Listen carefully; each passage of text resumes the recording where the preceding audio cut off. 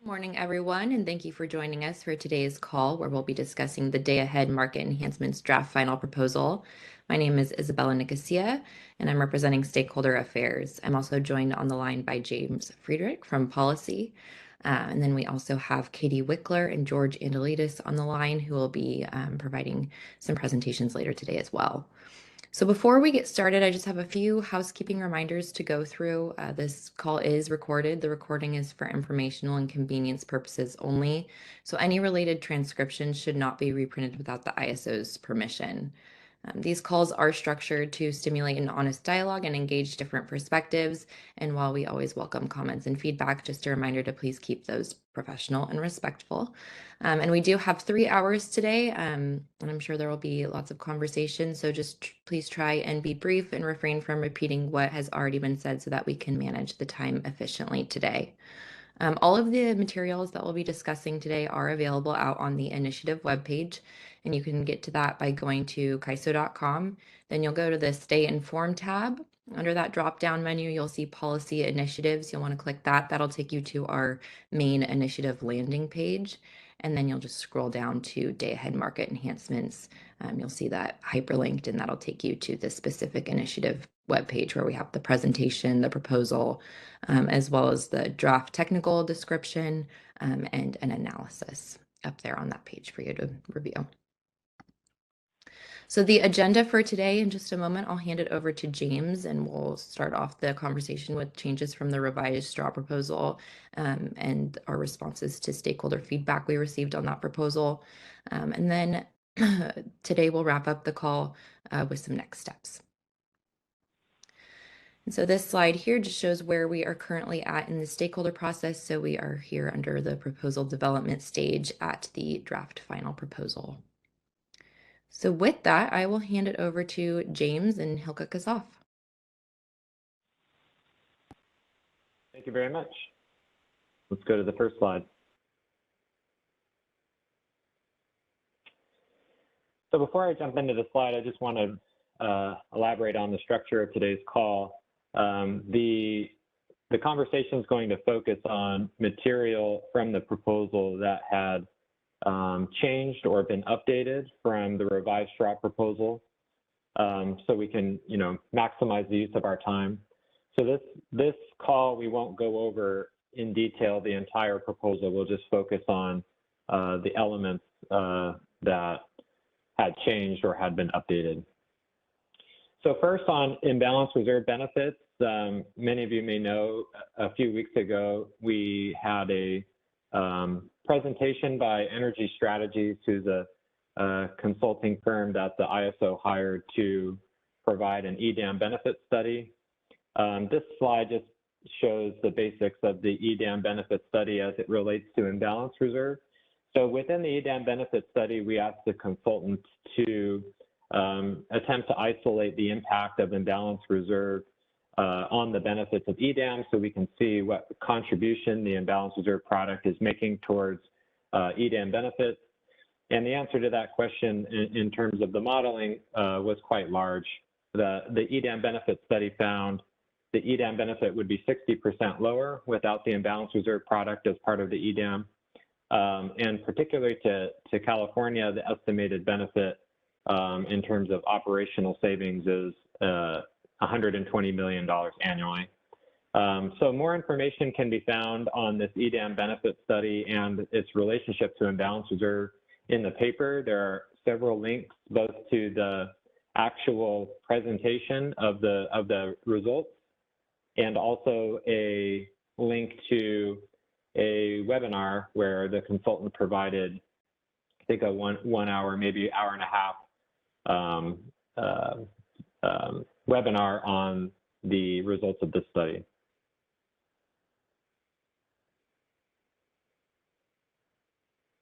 One question? Let's go to Dan Williams. Hey, Danny. Good morning. It's Dan Williams from Customized Energy Solutions. So I attended that webinar, and there's kind of limited opportunity there to ask questions about some of the assumptions and analysis that went into the study. But First, I guess I'm just curious if the CAISO is planning on having a direct opportunity to dig into that further with stakeholders. I'm not sure the answer to that question. I don't know if Greg or someone else may know. I'm not. I don't think so at this point. I haven't heard of any follow up to that conversation, but. Okay. I guess kind of the sorry for calling you Danny. Still in early time Oh, here, that's James. okay. I guess just kind of then as we go through the slides here today, if there is any ability to kind of map back to the study when we're looking at things like the RA holdback or net export constraint, how that is shaping up to be applied, and then the kind of limitations on the must offer obligation for IRU, and how that may map to the studied benefits as well. Some of those things I think just might help put it in context, or at least those are some things that I've been thinking about as I've been kind of going back and forth between the proposal, some of the updates and changes that were made, and then what was there in the study as it was presented by Energy Strategies, and kind of what they put in there for their assumptions to arrive at these numbers. So if there's an opportunity to get at any of that today, that'd be great. Or I guess that's something we can follow up on down the road as the proposal, fully firms. Mm-hmm. Yep. Thanks, Dan. All right, let's go to Alva. Good morning, James. This is Alva Svoboda from PG&E. I'm just basically echoing Dan. We had some difficulty finding more details beyond the slides, and not to say there's anything wrong with the results of the study, but it's just important for us to be able to dig in deeper and understand, for example, where were the benefits seasonal? What just getting more insight from the detailed outputs would really help us in explaining the raw numbers that you're claiming. So we had difficulty finding the links you referred to. All we are recalling ourselves is that we've seen the slides and we saw the video, but we were expecting something more like either a report or a place where we could look at scenario results or whatever. So not necessarily a stakeholder session, although I think Dan's idea is good too, but something that we can actually pour over a little bit and audit that study a little bit would be very helpful. Thank you. Mm-hmm. Thank you.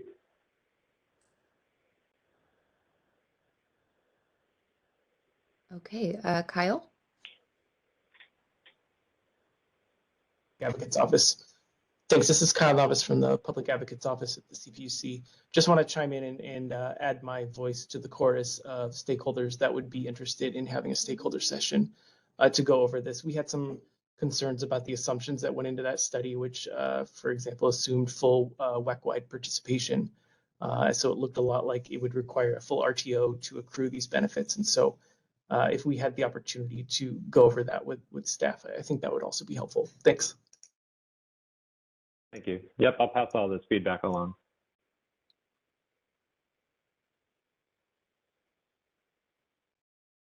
Okay. Aditya. Hi, good morning, James. Thank you for this presentation. In case the others, I don't know if they asked it yet, but, and sorry, this is a very basic question.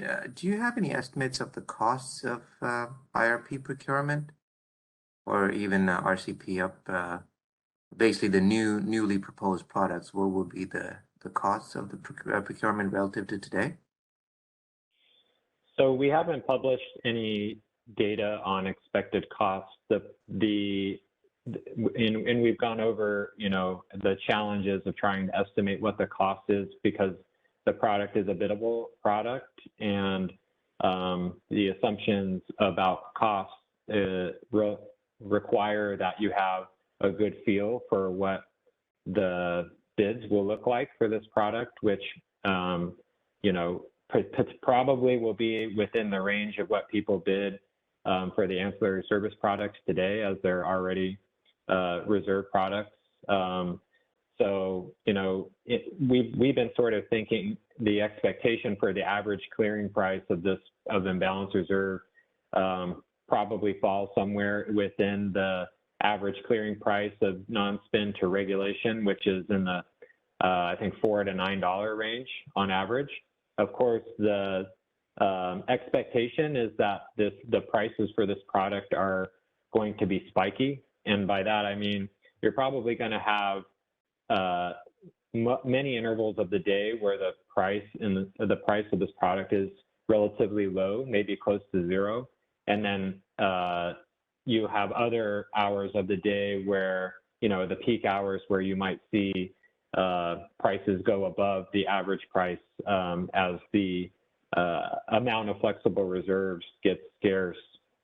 The other major assumption is, and we'll talk about this later in the slides, relates to the penalty prices that are set for imbalance reserves, because I think a lot of the costs of the product are going to be driven in scarce conditions, tight system conditions, and it's important to discuss with stakeholders when we get into scarcity how we handle the relaxation of the imbalance reserve requirement, because it's quite possible that you have a few days of the year, especially tight system conditions, where the resources are providing capacity, and that capacity is all you know, fighting for energy and AS awards and imbalance reserve awards.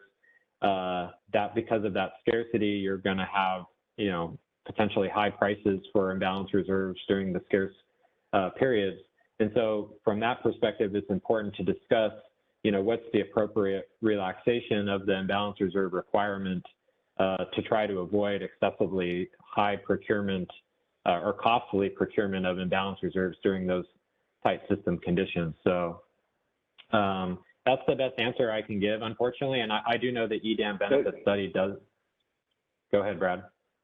Yeah, hey, this is Brad Cooper from the ISO, and maybe this is obvious and this isn't what you're asking, but you know, you got to remember that you can't look at the cost of this product in isolation. You know, so say the cost in our market costs, you know, for the sake of argument, $100 million annually we're paying out for the cost of this product. Well, but that presumably is offset by savings in other products, you know, which the extent of that can be debatable. But you know, that's offset by lower RA capacity product prices, and you know, potentially offset by costs that are incorporated in energy bid costs today, and other things. In other words, my message is, you can't say that, okay, our market charges for imbalance reserves and settlement statements are going to be $120 million annually. That's not what this says. I'm just picking that number, and that's going to be additional costs to the industry of $120 million. You know, our day-ahead market, you know, without the extended day-ahead market, just the ISO, I forget the exact number, but you know, it's north of $12 billion a year, and you know, that's not counting RA payments that are outside of our market, and presumably you would get savings in those other areas. So you just can't look at the payments as imbalances or payments as the quote unquote cost to the industry or the market of imbalance reserve payments. That's all I had to add.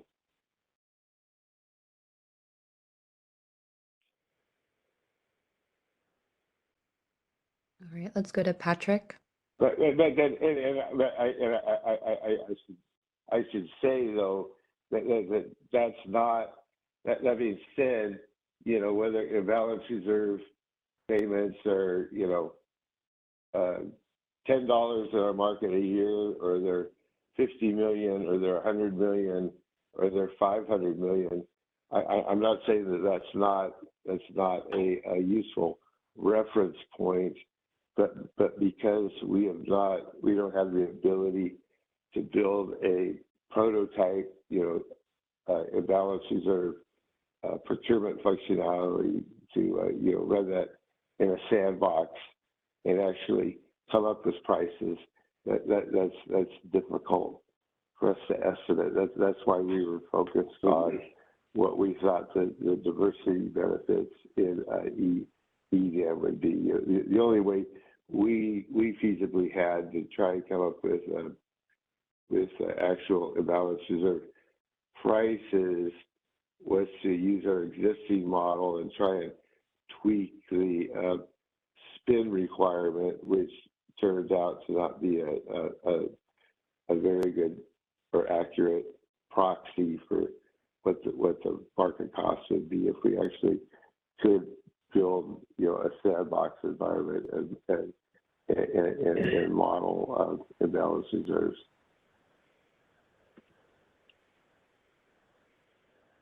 Hi, Patrick Cunningham from the Public Advocate's Office. Responding to Brad, I was wondering, if we can't look at the costs in isolation, do we know what kind of costs that we should be comparing it against, like the cost of doing the out-of-market actions and whatnot that IR and RC will supplant? Do we have an estimate of that at all? Yeah, I think James has some better estimates of that. We've done some bookends, but your statement of comparing the cost to cost to out of market actions that it would supplant, I would kind of just challenge that whole premise that you can't be comparing costs that are seemingly cheaper because they're out of the market with costs that are in the market. In the short run, I guess on an accounting-wise basis, buying things out of the market through mechanisms that they weren't meant to be bought for may appear to be cheaper, but in the long run, that's not going to be the economically efficient solution, which doesn't turn out to be the cheapest solution in the long run. For example, to the extent you're suppressing costs paid to generators through RUC out-of-market payments that are artificially low, that's not going to save you money in the long run, because that's not the efficient price. So the efficient resources aren't going to be, maybe it doesn't make the build decisions, but they're not going to be incrementally located in the right place. And, it seemingly might save you money in the short term, but, if that's a true cost to the generators, generators have a certain revenue requirement. They're going to get it back through other means. Thank you.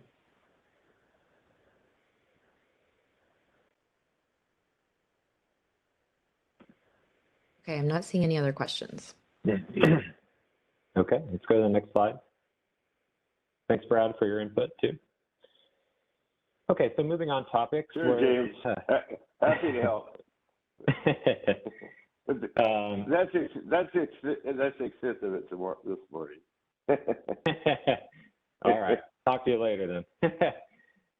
Okay, so this topic, CAISO resource adequacy, day-ahead must offer obligations for imbalance reserve. So in the previous proposal, we threw out the idea of not having a day-ahead must offer for RA resources to provide imbalance reserve. And the feedback that we got was that people would have liked to seen a must offer obligation for imbalance reserve for a variety of reasons, which, a few of them we put in the paper. For example, the more offers that you have, presumably makes the procurement of the product more competitive. You'll have more bids for congestion management and things like that. resolves concerns around potential physical withholding during certain critical intervals where the imbalance reserve is really needed. And so we're proposing now to have a must-offer obligation on CAISO RA resources that are eligible to provide the product, so they have to be 15-minute dispatchable. And that must-offer obligation would apply only for the portion of the energy bid that is not self-scheduled. So that part is important because in a previous proposal, we had a must-offer obligation that applied to all 15-minute RA resources. And the feedback we got was, well, it's important for RA resources to maintain the ability to self-schedule if they want to or need to. And by nature of attaching an imbalance reserve must-offer obligation, which has bidding requirements that require economic energy bids, you have taken away our ability to self-schedule. So what we're saying now is that if you have a resource that is self-scheduling, the must-offer obligation for imbalance reserve would not apply to that portion of the resource, only the economically offered portion.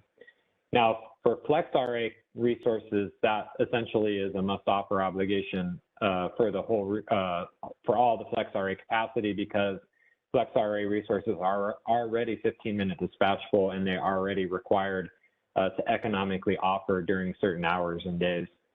So in summary, these must-offer obligation rules sort of maximize the participation from RA resources in providing the product or bidding for the product, while at the same time does not prevent system RA capacity from self-scheduling. Well, this is Brad Cooper again. I'd add that, providing the ability to self-schedule rather than having it economically bid, and then also economically bid for imbalance reserves for system RA resources makes sense to us, because obviously if you're self-scheduling, you can't provide the imbalance reserves, but if you're self-scheduling, you're scheduling supply to meet the demand, which, to us, getting the supply to meet the demand is better than getting the insurance to meet the demand, which is the imbalance reserves. But then, like James alluded to, for Flex RA, it might be a different consideration, since that already has an obligation to economically bid, so we have more flexibility around that, if that all makes sense.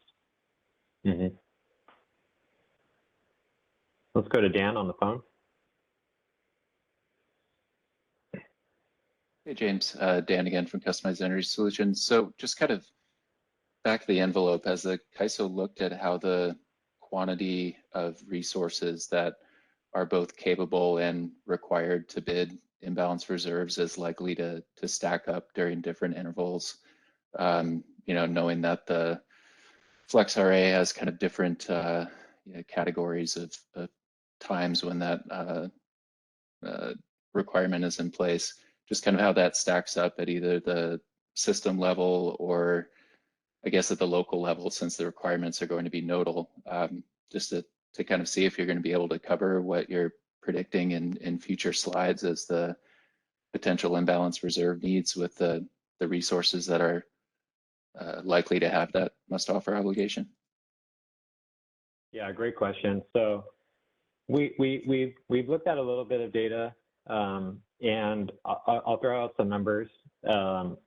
So first, for the year of 2021, when we estimate, we had a report out earlier this year in which we estimated what would have been the imbalance reserve up and down requirements for over the year 2021. And so the average up and down requirement is 1,800 megawatts apiece. So 1,800 up, 1,800 down. then if you look at the DMM data, their annual report has, average FlexRA. If you're just focusing on FlexRA, you can find the average FlexRA capacity across the year, which almost all of it is in that first tier, the base Flex product. I know there's 3 different Flex products with different must offer obligation hours and days. But I think it's around in between 18 and 19,000 megawatts of Flex on average across the year. And I know these are averages, so it doesn't answer your questions potentially for, seasonality or across the day. But if you've got about 18 to 19,000 megawatts of FlexRA and a joint, an average requirement of 3,600, which is 1,800 in both directions, we feel pretty comfortable that even just the FlexRA capacity is sufficient to have the offers that we need to clear this product, and in a competitive way, but also ensuring that we can meet our EDAM resource efficiency evaluation, at least in the short run. Now, when you add on the additional capacity from system RA that's economically bidding, that would be on top of the 18, 19,000 of Flex RA on average.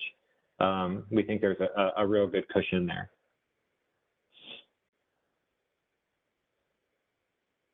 Okay, and I assume too then that we've kind of looked at how the requirements are going to be distributed for the nodal requirements on this. So you're pretty confident that there's kind of Flex RA dispersed across the system adequately as well? That's a good question that I don't know I have a direct answer to, but let me take that back and think about it. Well, thanks. I appreciate the extra detail there. Yeah.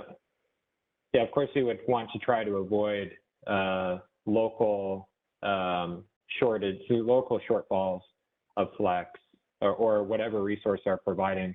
But I think that, and we should probably come up with a total sum of all the 15-minute capable resources and have that number. Now, we won't be able to have must offers from all of those, of course, because some of those 15-minute resources may not be Flex and may be self-scheduling. But, I think that if we could show, X% of the RA capacity is eligible for this product, you can probably safely say that those resources are distributed in such a way that there may not be any local shortages of the product, but it is something that to consider.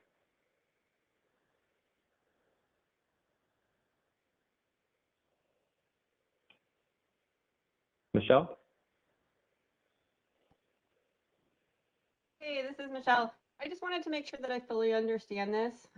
So are you saying that the all RA resources must provide an energy bid and an imbalance reserve bid if they are capable of doing so, or just that they have to provide an imbalance reserve for the amount above the amount that's already bid? I mean, I'm guessing that all resources, if they're not self-scheduling, provide an energy bid for their full capacity. So are you saying that they don't, if they provide an energy bid for their full capacity, they don't have to provide an imbalance reserve, or they also have to provide an imbalance reserve bid? Yeah, so maybe some numbers would be helpful. So let me cook up an example.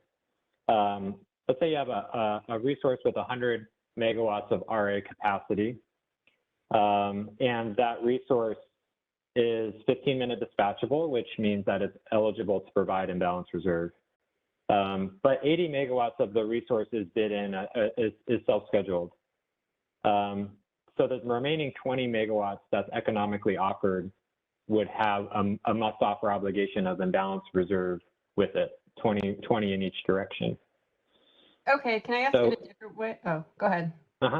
Yeah, go ahead. Okay, so if I ask it a different way, let's say there's a 100 megawatt resource that has an economic bid for the full 100 megawatts. Would it also have to have an imbalance reserve bids for its full 100 megawatts? Yep, if it's 15-minute dispatchable. Yes. Okay, great. And Yes, then I yes, but hey, Michelle, this is Brad, but I think the clarification we're trying to make is you know, it's a 100 megawatt resource, and you know, for sake of simplicity, assume that whole 100 megawatts dispatchable in 15 minutes. If this imbalance reserve, a software obligation, would not preclude it for you know, self-scheduling 75 for energy, which you know just leaves it 25 for energy left over. But then that 25 left over for that has to be economic energy would have to be accompanied by an imbalance reserve bid, right? Do I have that right, James? Yep. Okay. Yep.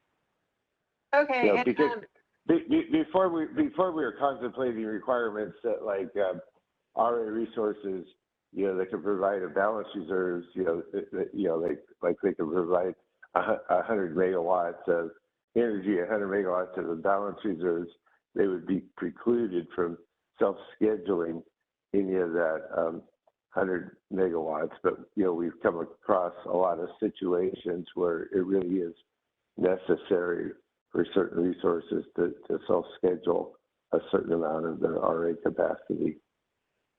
You okay. know, particularly, you know, like I think it's like some of the southern cities need to self-schedule a certain amount just so they have a certain amount online in a local area or something like that for reliability, and we didn't want to preclude that. Okay, I got that.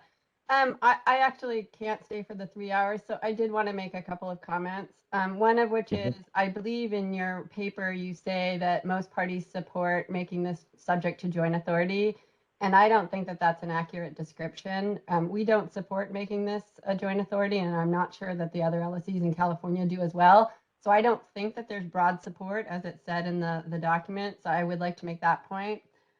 In addition, I Hey, can I ask a clarifying question? You're saying the general concept of the market product of the balance reserves you don't think should be joint authority, and so I'm wondering why not, because does seem to fall under the criteria of things generally applicable to, well, I guess it's EDAM participation, but, you know, our existing criteria is EIM participation. Well, in other words, why wouldn't you think it would be joint authority? well, first of all, I think CAISO has been a little bit unclear about the purpose of this. So when I look through the document, it says that on the one hand, the major benefits of EDAM come because of the imbalance reserve product, but folks asked you to put it in EDAM and you said no. And the reason you said no, we're not going to, can I finish, please? I'm sorry, I missed that last, can you say that last statement again? I missed it, I'm sorry. Okay. The document says that that the main benefits, one of the main primary benefits of EDAM is the imbalance reserve product, and that stakeholders asked you to put it into the EDAM, but you said no because they were separate. And the document states specifically that you intend to do day-ahead markets even if you're not doing EDAM. So if that's the case, and EDAM, excuse me, right. sorry. And if EDAM does not come to pass, then having joint authority does not make sense. Now, if you'd like to put them together and say, we're only going to do day-ahead markets if we do EDAM and we're going to do them simultaneously, that's a different consideration. But if CAISO is committed to doing this, regardless of EDAM, then it does not make sense to have it under joint authority. Okay. Yeah, okay, I got you.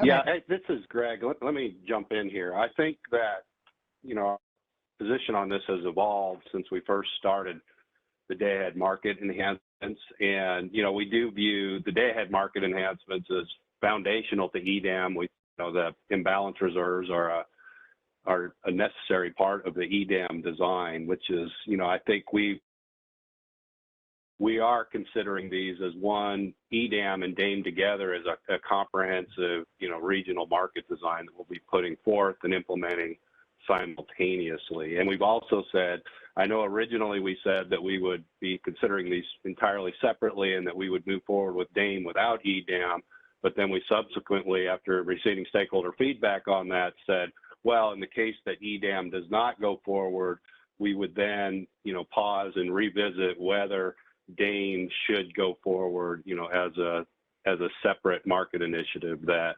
we would be looking at that, only for the ISO balancing authority area and the benefits therein, without looking at the regional benefits as well. So I think, where we're at today is our position is we are considering that we would only go forward with DAME in the event that EDAM goes forward. At least that's the decision that's made to date, in that in the event that EDAM does not, we would have to reconsider that. Okay, well, I'll read you a point from the December 1st, page 58, which says, while the CAISO is committed to aligning the objectives and functionalities of these initiatives, they will continue as distinct stakeholder processes. The Day-Ahead Market Enhancements lays the foundation for the EDAM. However, the Day-Ahead Market Enhancements will be implemented for the CAISO Balancing Authority regardless of the outcome of EDAM. So that's the basis of my comments. Yeah, maybe that sentence is too strong. This was our latest document we put out. Yeah, that's right, Brad. Page 58. Yeah, like James says, I think that last sentence might have been too strong.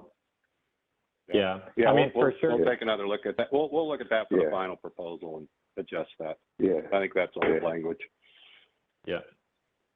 Okay. And then I think the idea is these will go together, because they are getting so whatever the word is, intertwined, interlinked, interrelated. So then, Brad, can you guys confirm then that if EDAM does not move forward, DAME does not move forward? No, I can't confirm. I think the answer is that we would.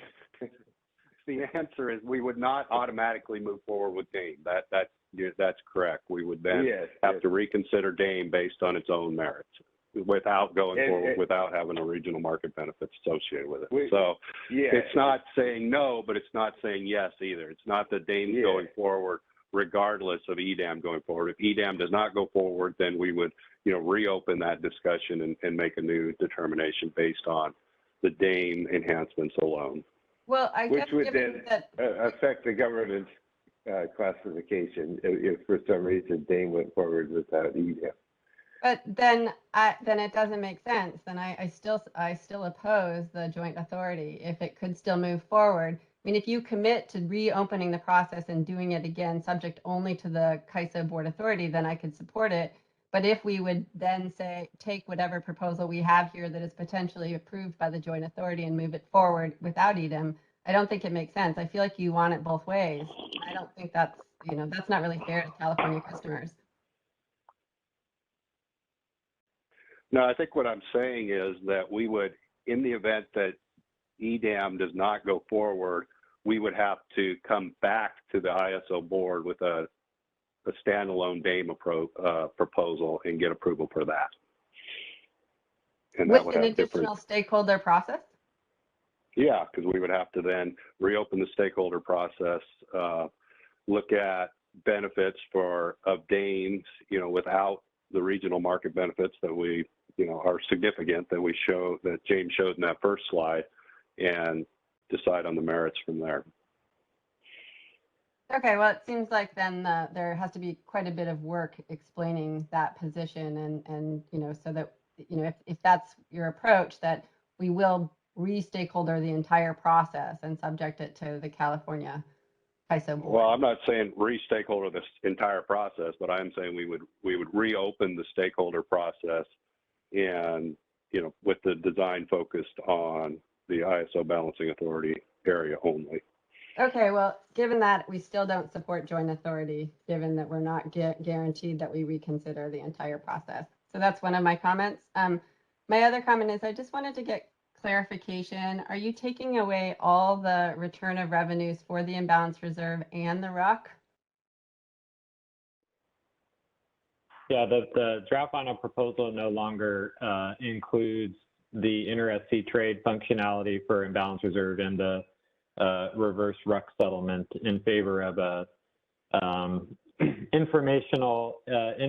providing information to the parties to work out what information they need to make their contractual arrangements work. Okay, I'm not sure that we support that either. And I feel like these changes that you make at the last minute without, discussing them with stakeholders, it really feels like big changes at the very last minute. So we don't support that either. And then finally, I just wanted to I wanted to understand what Kaiser's position. Hey, Michelle, I'm sorry, this is Brad again. Why don't you support that either? I mean, because what we've concluded is that any adjustments to payments are, have to do with terms of contracts or renegotiating contracts, which we don't have authority over and aren't privy to, I guess, and that any kind of payment adjustment we could do, like the inter-SC trade, is just it's just something we could conceivably do in our systems, but market participants would have the same ability to do outside of our systems through side payments rather than inter-SC trade payments in our system. And it just seems it would be just more economic to let parties that need to do that themselves than us build functionality that we're not even sure is even going to be used. And again, the terms of that use would be subject to contracts that we're not parties to. That was our thinking there. Yeah, so I'll give you my thinking. My thinking is that the benefits of EDAM to California are not great. Like if you look at the EIM benefits, 80% of them accrue to non-CAISO entities. So the potential benefits, are really economic dispatch. And if you think about it, California already does economic dispatch, and it has 10,000 megawatts of bids at its border. So it's already economically dispatching to the maximum extent we can. So to the extent that there are benefits, which are quite, who knows exactly how big they are, we don't think that they're largely going to accrue to California. However, putting in this new product, the imbalance reserve and the reliability capacity product, it is going to potentially cost California quite a bit of money. Now, I know that California's position is that we're going to renegotiate contracts, and I know that there is some thought that capacity payments get returned from the generators. But that it's not clear to me that the generators have agreed to that. So we have a lot of disputes potentially down the road. So this is both going to be expensive in terms of the actual cost of the imbalance reserve and the capacity products. In addition, it's potentially costly in terms of litigation. So we had asked for some return. You guys had put that in there. We were comfortable with that. And now at the very last minute, those provisions that we had, we had thought were really important to us are being taken away at the last minute. So if you'd like to talk to them about it further, that would be great. But I don't feel like I've been a part of those discussions. When you say the returns, you mean the returns of the opportunity cost payments at the imbalance reserve payment? Yes. Which is, yeah. Okay. Yeah, it just seems to us that that's a fairly straightforward, that for us to do that parties got to agree to that anyway, both parties, and then that's a relatively straightforward calculation for people to do bilaterally between themselves. But I guess you're saying you don't want to trust that part to be subject to bilateral negotiation agreement, and rather have that in our tariff to make sure that you at least get back the opportunity cost payment part. Is that what, yeah, I guess what you're I'm saying? thinking about what do we have now? We have a RUC process that works that, we use a high load forecast. We ensure our reliability. We know it works and it's worked for a really long time. So now we're moving to something like an imbalance reserve product, which we don't know how it works because the flexible ramping product does not yet work. So if we're doing uncertainty, we don't even have uncertainty specified in the real time, let alone specified in the day ahead timeframe. So you're asking us to trust us that the product's going to work when the product that you guys are showing really shows that it only covers 50% of the adjustments that we now make in RUC. So that's the reliability concern, and then there's the cost concern. And so I did want to ask you guys how you're certain that the imbalance reserve product, which really only has 4,000 megawatts adjustments, is really going to preserve California's reliability. So right now, the way I look at it is you go to RUC, you have a high load forecast, maybe you add 8,000 megawatts to ensure that all the RA resources stay home or that we don't support exports out of our system. With a 4,000 megawatt adjustment, that's just not going to occur. Yeah, maybe, I don't know if this is the right time, but James could explain some more of our more recent discussions with our operators on how RUC adjustments would work under the once we have the imbalance reserve product.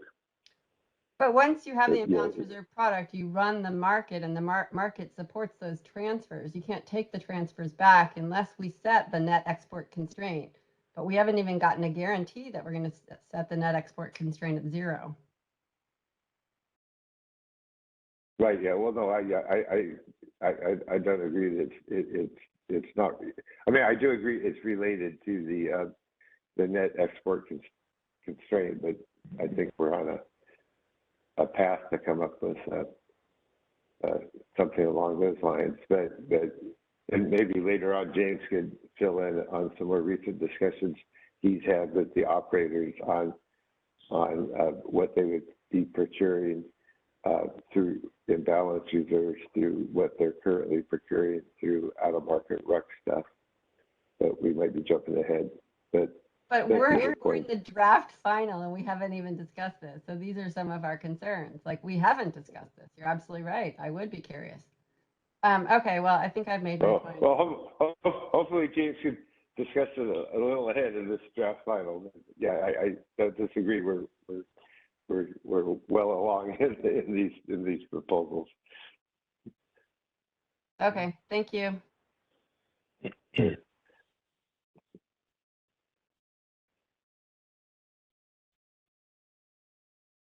Okay. So moving to the next slide, next topic. This slide focuses on local market power mitigation of imbalance reserves and reliability capacity. So the draft final proposal maintains the design to include local market power mitigation of imbalance reserve up offers and reliability capacity up offers.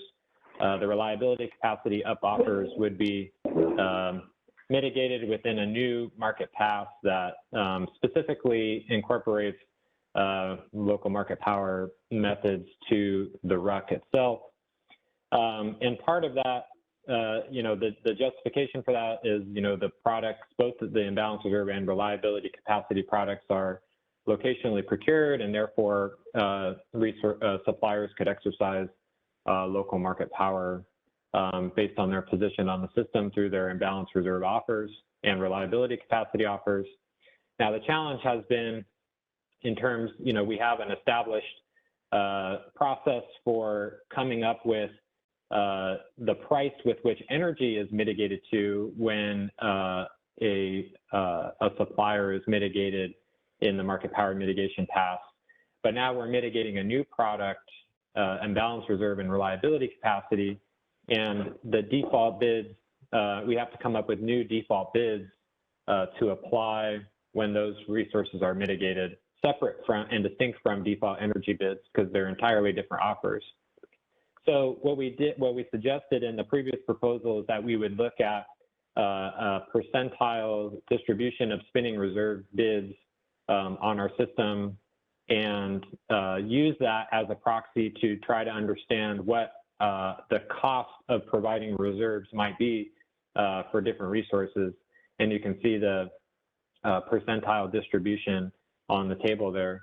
And so based on that percentile distribution, we committed in the previous proposal to picking a default bid price that would be a high percentile of the historical spinning reserve bids, so that we can do our best to ensure that suppliers are not excessively, the price which suppliers may be mitigated to is not necessarily excessive.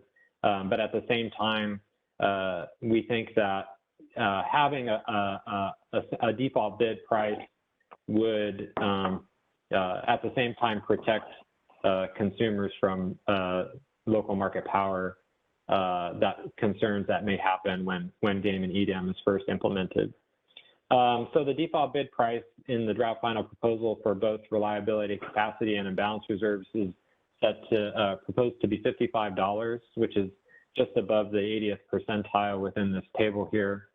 So this default bid price at the current time would be, you could think of it as more of a floor, because the default bid price applies to all resources, and so all resources at all times. So the default bid is not resource specific, nor is it time specific at this point.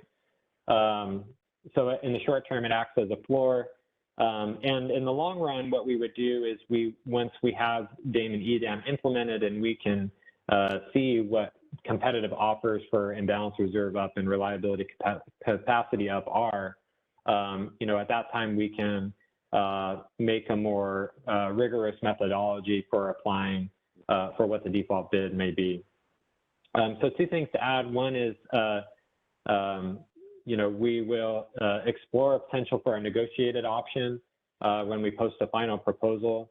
Negotiated option would clarify the different types of costs that if a resource feels that the $55 price is not sufficient for it to cover its costs, we'll outline, what costs may be included in negotiation of what that default bid would be for each resource. And secondly, we are thinking about a potential interim solution between, the long-run solution of waiting for DAME and EDAM to be implemented to get that data to know what the competitive offers are. Would be looking at whether or not the spinning reserve offers prices are correlated with gas price index, to see if, potentially if the spinning reserve offers may, if there's a relationship between the two, you may be able to create more of a dynamic default bid price that scales based on the gas price. And so that may be an interim option that we can consider in between this proposal and when DAME and EDAM is implemented. That would at least provide, make the default bid a little bit more rigorous in the meantime. So I'll leave it there and look for questions. Let's go to Lindsay. Hi, Lindsay Shalkaway from NV Energy. You stated there that there might be some short-term solutions for cost recovery for fuel purchases if needed. But are you thinking anything in terms of like reference level change that was created for CCW or anything like that? I guess once this is all started up, I'm kind of, a little concerned that gas resources wouldn't be able to recover their costs if they needed to procure the fuel. So I think what we would do is we would, in this sort of negotiated option, we would outline a list of cost criteria that can be considered within, the cost justification of the negotiated bid price, and that's how it would be determined. In terms of like after the fact cost recovery, I might have to ask Brad or others to weigh in on that, because I'm not sure how that fits into negotiated option for mitigation.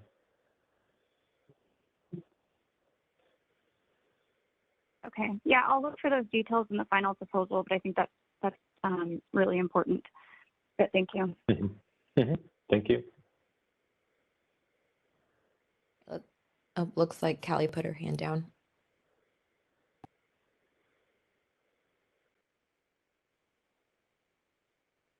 Let's go to Callie. Hi, it's Callie Wells with WPTF. Couple clarifying questions just so I can understand what you guys are proposing, and then a comment. So I appreciate you guys pulling the data together. I see 55 as the DEB. I don't see 55 in the table. I'm assuming it's somewhere between the 80th and 90th percentile. But I guess my first question is, are you guys still thinking about including the competitive LMP in the mitigation process? Yes. Okay. And I noticed at the end of the presentation, you guys are planning on issuing documentation that explains the mitigation process. I'm assuming within that, it will explain how the competitive LMP is determined. So the draft technical description for DAME was posted this morning, and there is additional information in that document. I'm not sure if George can weigh in, but I'm not sure it describes exactly how the competitive LMP is calculated, but my understanding is it's the same process with which the competitive energy LMP is calculated, in which you parse out the non-competitive congestion portion of the price. George, do you have anything to add there?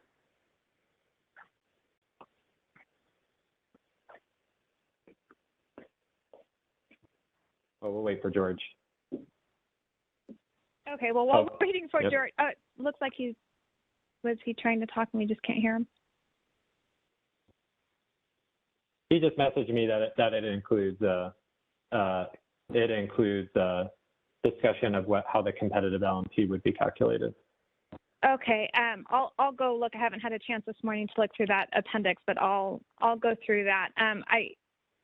I'm really concerned that mathematically, I understand what you guys are doing. I think mathematically there's going to be some significant challenges, and I don't think it necessarily aligns with what somebody might consider competitive LMP for a imbalanced reserve product based on deployment scenarios. But I'll take a look at that and get back to you guys. I won't spend much time. I think you guys know where we stand on this. This just seems like mitigation on top of mitigation on top of mitigation for this product, that you already have a bid cap in place. And I appreciate you guys clarifying that in this proposal. So with the bid cap in place for a reserve product, just like all the other reserve products, we still do not understand why you guys are proposing mitigation for this product, especially on day one. We appreciate those examples you guys went through in the past where you show that the mitigating the energy offers alone help mitigate market power for imbalanced reserve product. And so we, again, really struggle with the complexity that this adds to the proposal. And I think Michelle mentioned earlier, we still don't have a good grasp on those benefits, how much of it is just for the CAISO and how much of, we're just concerned that the complexity of this is going to strip away the value that this product can provide. And we think it can provide a lot of benefit to the CAISO market if it's done correctly. And so we're really concerned that this is one of the elements that's just going to strip away a lot of that value in a very more simplified, straightforward approach, especially on day one with something this complex. Just makes so much more sense. FRP has been years in the making on the implementation side. We still don't see it. It just got delayed again. We're really concerned that you're going to run into the same issues with this one. So I'll leave it at that. I appreciate the extra data. I will look through that appendix and maybe we can touch base after we have a chance to digest that. It also concerns me that the next one is the final proposal, saying that a lot of these details are just now being issued. Thanks, Callie. All right, let's go to Patrick. Hello, Patrick Cunningham, Public Advocate's Office again. Earlier today, you had a really rough estimate that the IR would be bid in around like $4 to $9 per megawatt hour based on what you've seen with non-spinning reserves and some regulation. And I know this has been discussed in other past proposals, but why is the default availability bid looking at spinning reserves instead? It seems like non-spinning reserves would be closer to what IR is going to be required to provide. So just wondering why it's spinning reserves you're using as a benchmark. Yeah, so to clarify, the $4 to $9 range, I wasn't saying it as a bid-in price. I was saying it as a market clearing price. So you might have a lot of bids above $4 to $9 range and a lot of bids below it.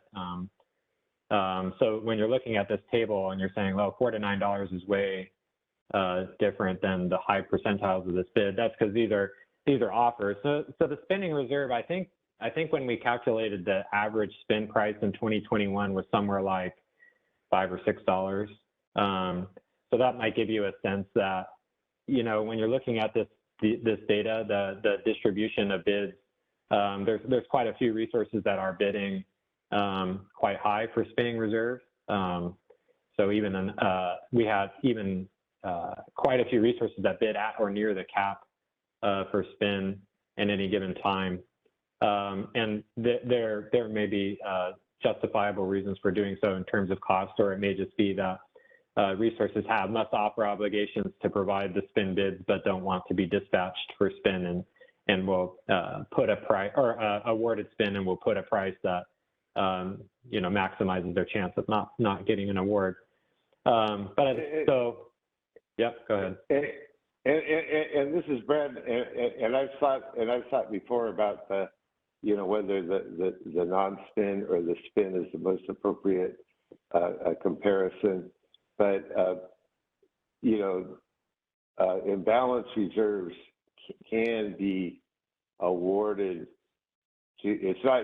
They're not just awarded to offline resources that can start in 15 minutes. 15 minutes and then ramp in 15 minutes. Which would be, I guess, more analogous to non-spin, but imbalance reserve awards can also be awarded to resources that have energy schedules and are already ready, and they might have longer startup times at 15 minutes, but they're awarded based on their 15-minute ramping capability, which then is more analogous to spin.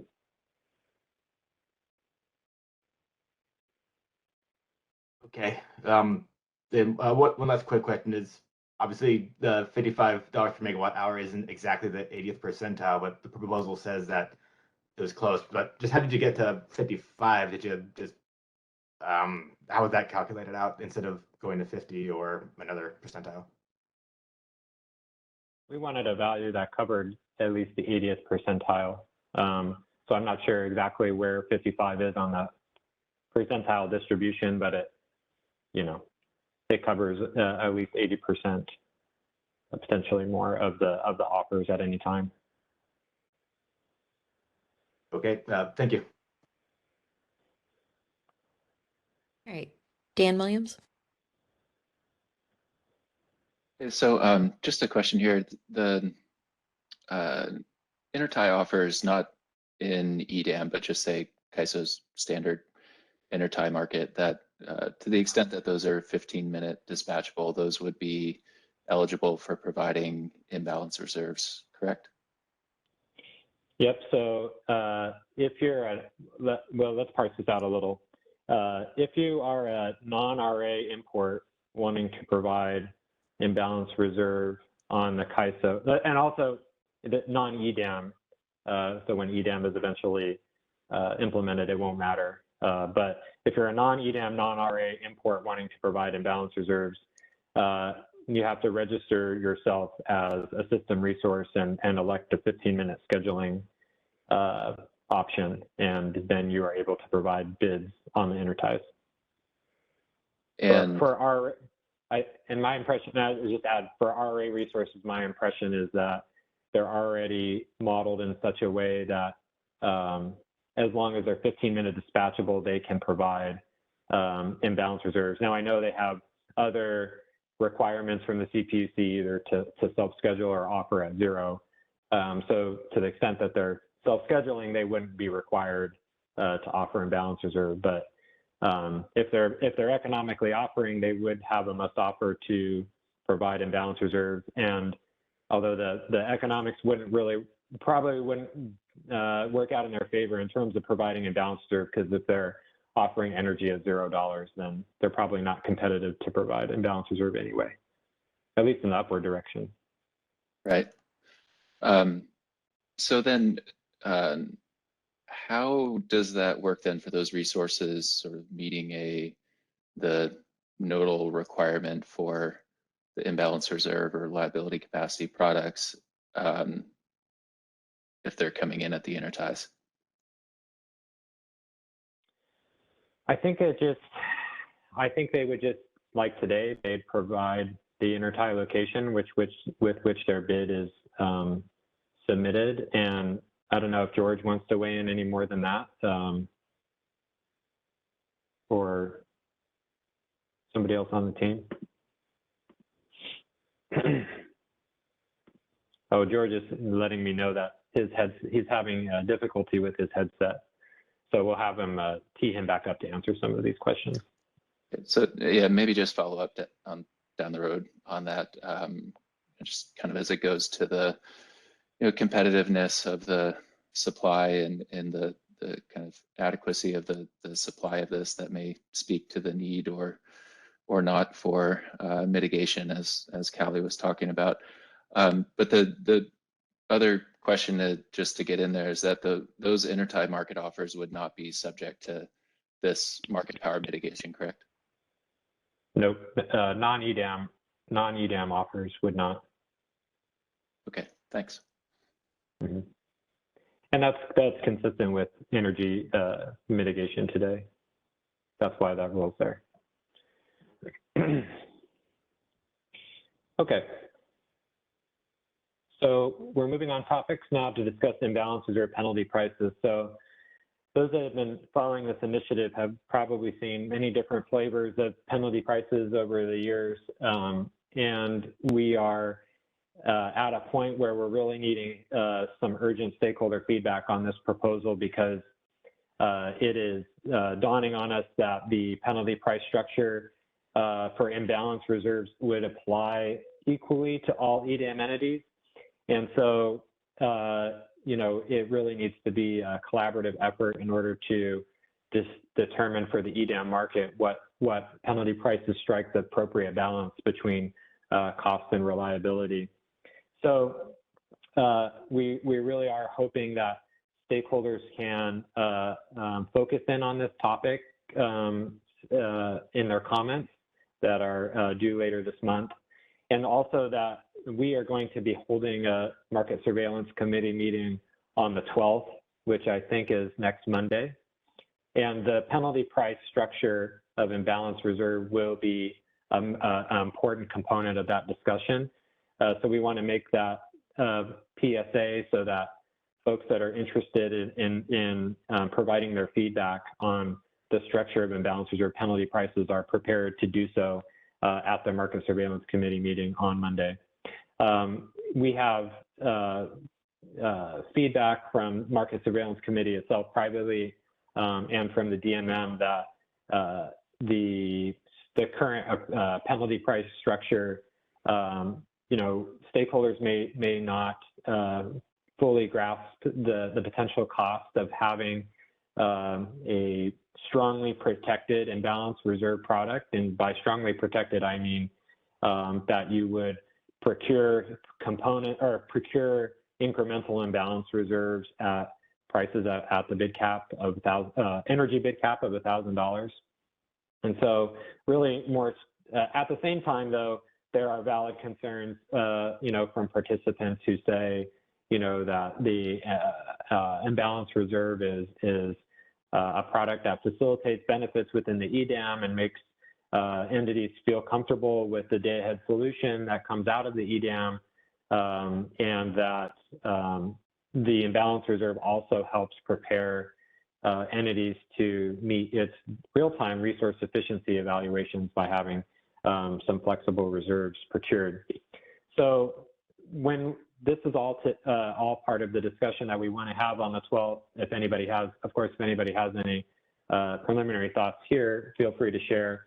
But the way that we're thinking about breaking down the problem is by asking these two different questions.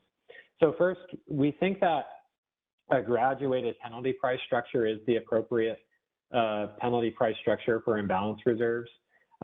Graduated penalty price structure means that you have different steps in a curve that as the price of an incremental unit of imbalance reserves goes up, that the market will slowly relax the amount of imbalance reserves that are procured. And this is a typical design for reserve products across ISO and RTOs, and we think it's appropriate to apply here. So the question becomes really, the important question to answer is where does the curve start and where does the curve end?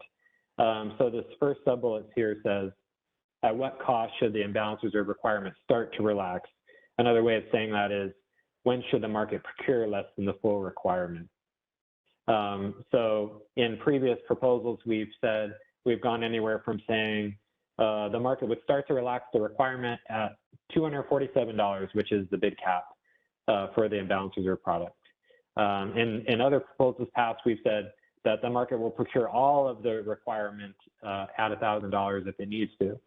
And so, the first part of the discussion is really where should we set that first part of the curve when the requirement starts to relax. The second part of the discussion is then the end of the curve, at what cost should the full imbalance reserve requirement relax? So at what point does the market actually procure no imbalance reserves in favor of other schedules, in favor of energy and other things like that, and ancillary services? So another way of asking the question is, at what point do we procure no imbalance reserves in favor of other market schedules? So once there's, is there a comment? Okay. Once you've determined what the top and the bottom of the curves can be, it's easier to then from that point fill in the steps, the intermediate steps where you might have, say, a 5-stepped curve or a 7-stepped curve that you have the top and the bottom, and you just kind of fill in the middle steps from there. So again, the stakeholder comments that we receive on the 21st will inform our final proposal on establishing the penalty prices for imbalance reserve. And again, the discussion of this topic will be critical, a critical component of the MSC conversation on Monday. So we encourage those that want to provide feedback to be prepared for that. Any questions or comments? Not seeing any. Okay.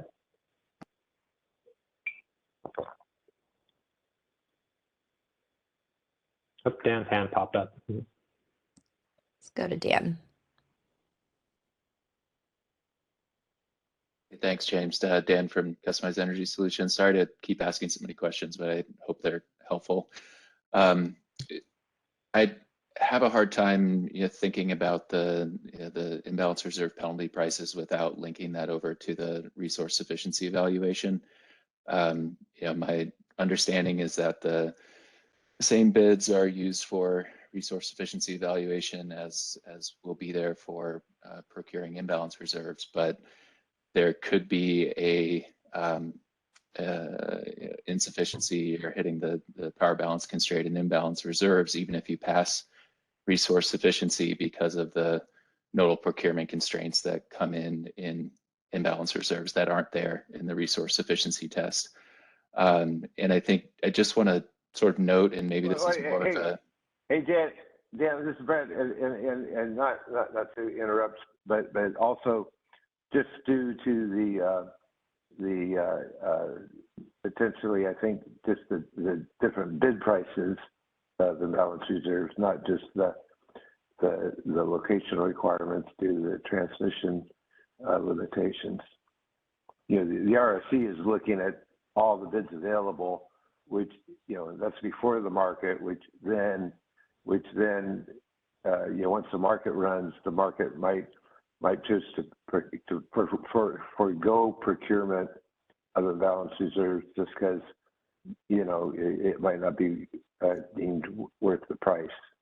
you know, the market may well, you know, for an extreme example, everyone could be completely sufficient with the balance reserve bids, but, you know, the market isn't going to pay, you know, $1,000 to go short one megawatt of the balance reserves. If that makes sense. Yeah, and I see that comes up in some future slides where you're looking at kind of disqualifying some resources based on their bid prices. Well, no, that's a little bit different question. That's disqualifying resources based on prices. What I'm saying is even if we don't have those provisions, this imbalance reserves, you know, graduated. I forget what we've called it lately. You know, graduated procurement price, or you know, it's actually, you know, more plain language. It's a demand curve. It's not necessarily gonna, you know, pay $1,000 to go short 1 megawatt of the balance reserves, because you know that's probably not, you know, worth it.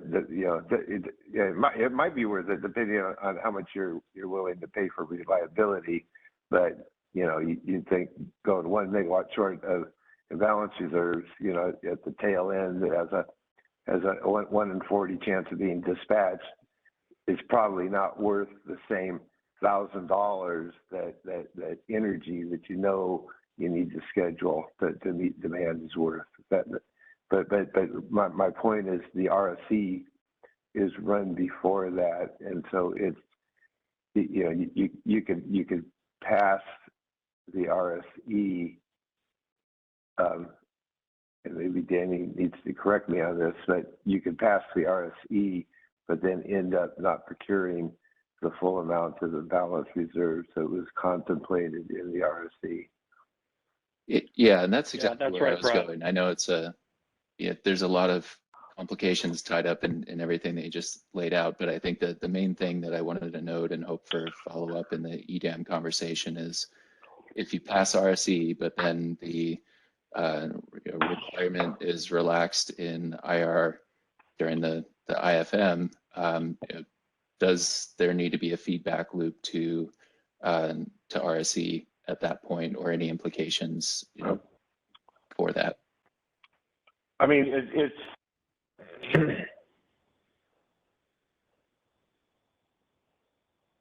Go ahead, Brad.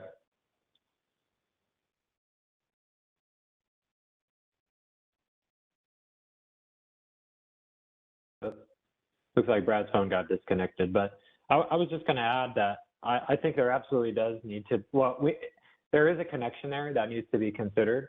And we put a little bullet in the proposal that said, you know, the imbalance reserve relaxation is actually, you know, relevant to, you know, resource efficient, day-ahead RSE failures and passing the resource efficiency evaluation. And so we would not want to have, the resource efficiency evaluation is a test for physical supply sufficiency.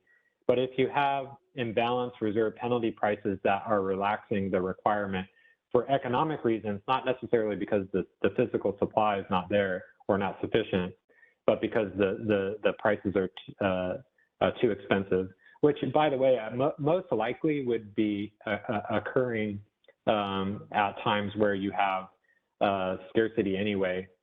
You know, that we wouldn't want the relaxation of imbalance reserves to affect the ability for entities to pass the resource efficiency evaluation, unless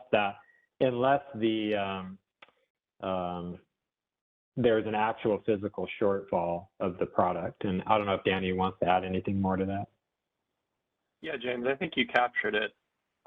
Where we landed on this is that the IRU is a potential tool to increase reliability by addressing uncertainty between the day-ahead and the real-time market. The EDAM RSC ensures that full quantity could be procured, but the feedback we're looking for in this process is, at what price do we want to procure that full amount of IRU? Does it make sense? And I think that we are hopeful that in everybody's comments, you can give us that feedback so we can try to structure a demand curve that balances efficiency and reliability. This is Brad. I keep having internet problems and I keep getting cut off, but and maybe this is a little bit different given that we have RUC, but doesn't the same interaction go on in the IFM? You know, the EDAM RSE looks at available bids that go into the IFM, but you know those bids clear economically subject to transmission constraints, and they're all not necessarily going to clear either. Just like imbalanced user bids. No, there may be some differences though, because then we do then clear the forecast in RUC. But so I'm just going to think out loud about that, I guess. Okay, appreciate y'all walking through that. It gives some good things to think about, I guess, when weighing out and thinking about the EDAM proposal that's just coming out. Follow up in a future EDAM meeting, I guess. Thanks, Dan. Okay, so on to a new topic. We're focusing on RA contracting and the new market product. So we mentioned earlier in the call that the draft final proposal removes the implementation of inter-SC trading of imbalance reserve and the reverse settlement of reliability capacity revenue from RA capacity. The general feedback that we heard from stakeholders was that these items, even if may be unnecessary, because our RA contracting counterparties have the ability to settle, as Brad sort of said earlier, all of these same processes the RA counterparties could do themselves bilaterally. And the feedback that we got from many was that it's actually a more efficient and an effective way to do it than relying on the ISO to build some sort of settlement functionality. For example, the inter-SC trading, even if maybe it would have been useful for some, it's just sort of a relatively clunky mechanism and still had to have refinements made to the specific details of what each, RA contract states. And so we just felt it was just too much of a blunt tool. And so instead, what our commitment would be is to work with entities to understand the information that they need to facilitate their contractual settlement provisions and provide this information in a regularly issued settlement report. So we'd be looking for information to understand what do entities need that they don't necessarily get today with settlement information or other market information that would provide them the data and the information they need to work out these settlement provisions themselves. And the term regularly issued also is sort of on the table in terms of needing to understand the frequency with which it's helpful for parties to have this information. If that be a monthly report or something like that, how often that needs to be done. That would connect with whatever process the parties are using to facilitate their contractual arrangements that exist anyway. But as a last part, we also got feedback from some that said we may not have the efficient processes, or even our contract language may just be silent on what to do with these revenues, and we're going to need to work that out. And so what we're offering is that on a three-year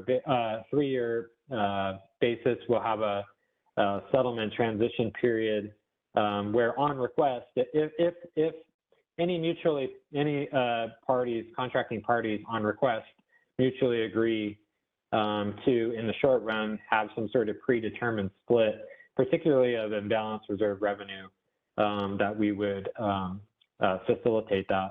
And that might be necessary for, may not be necessary for all RA contracting, but of course, you know, there may be a subset of folks that would want or desire some sort of transitional period like this where they can mutually opt in and have some time to work out what the contractual arrangements would be. Okay, so we'll go to questions or comments. Let's go to Teresa. Hi, this is actually Alan Meck from SDG&E. So I just want to be clear. We support you guys on removing the RUC clawback that you had tried to propose in the last round, because specifically with that, the RA only standard form contract already includes a clawback for those RUC revenues, and so it's probably just better to leave that part alone and let the contracts themselves just operate as intended. But specifically on the side of imbalance reserves, I do think there needs to be a fix there.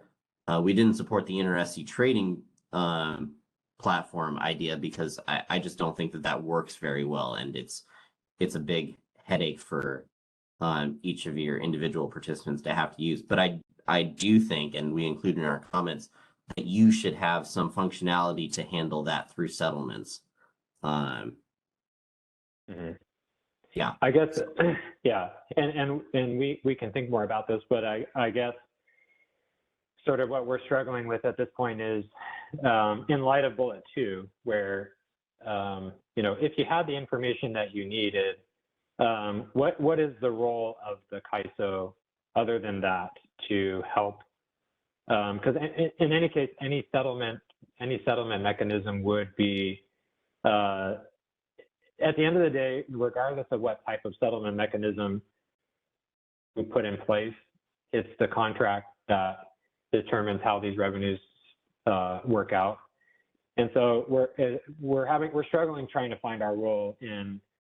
Obviously, we're not wanting to be an intermediary between the two parties. That's not an appropriate role for us.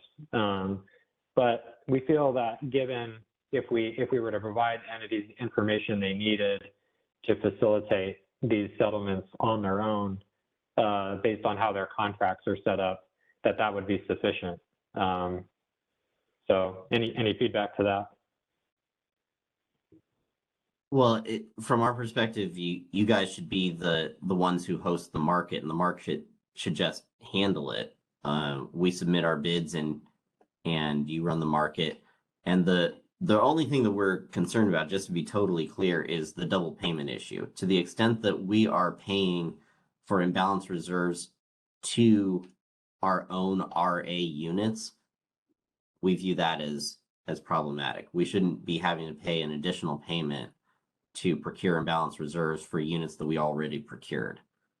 And so to that extent, we think that CAISO is best positioned to handle the settlements and make sure that there's no double payment issue.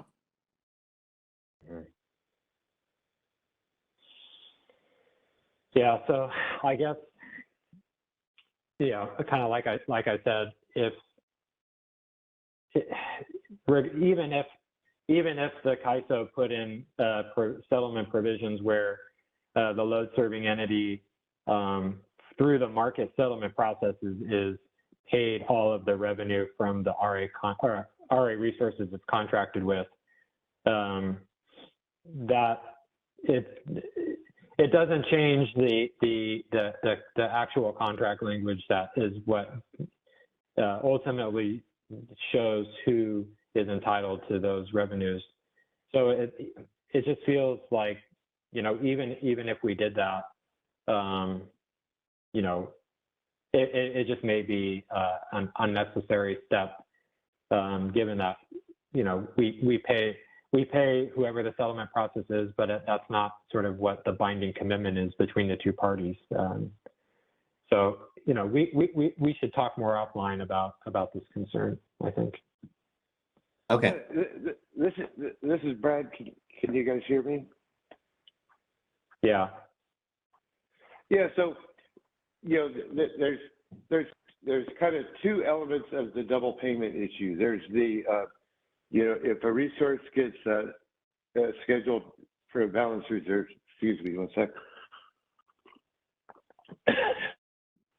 So if a resource gets scheduled for imbalance reserves, same as if it gets scheduled for contingency reserves, it incurs an energy opportunity cost in our market. In other words, it could have sold 50 megawatts, for example, of energy in IFM, but we schedule it for balance reserves and give it the opportunity cost payment for the energy it couldn't sell in our market, which that's a relatively straightforward calculation that we could do as a service, but it doesn't seem to us that that's anything that market participants couldn't do bilaterally between themselves.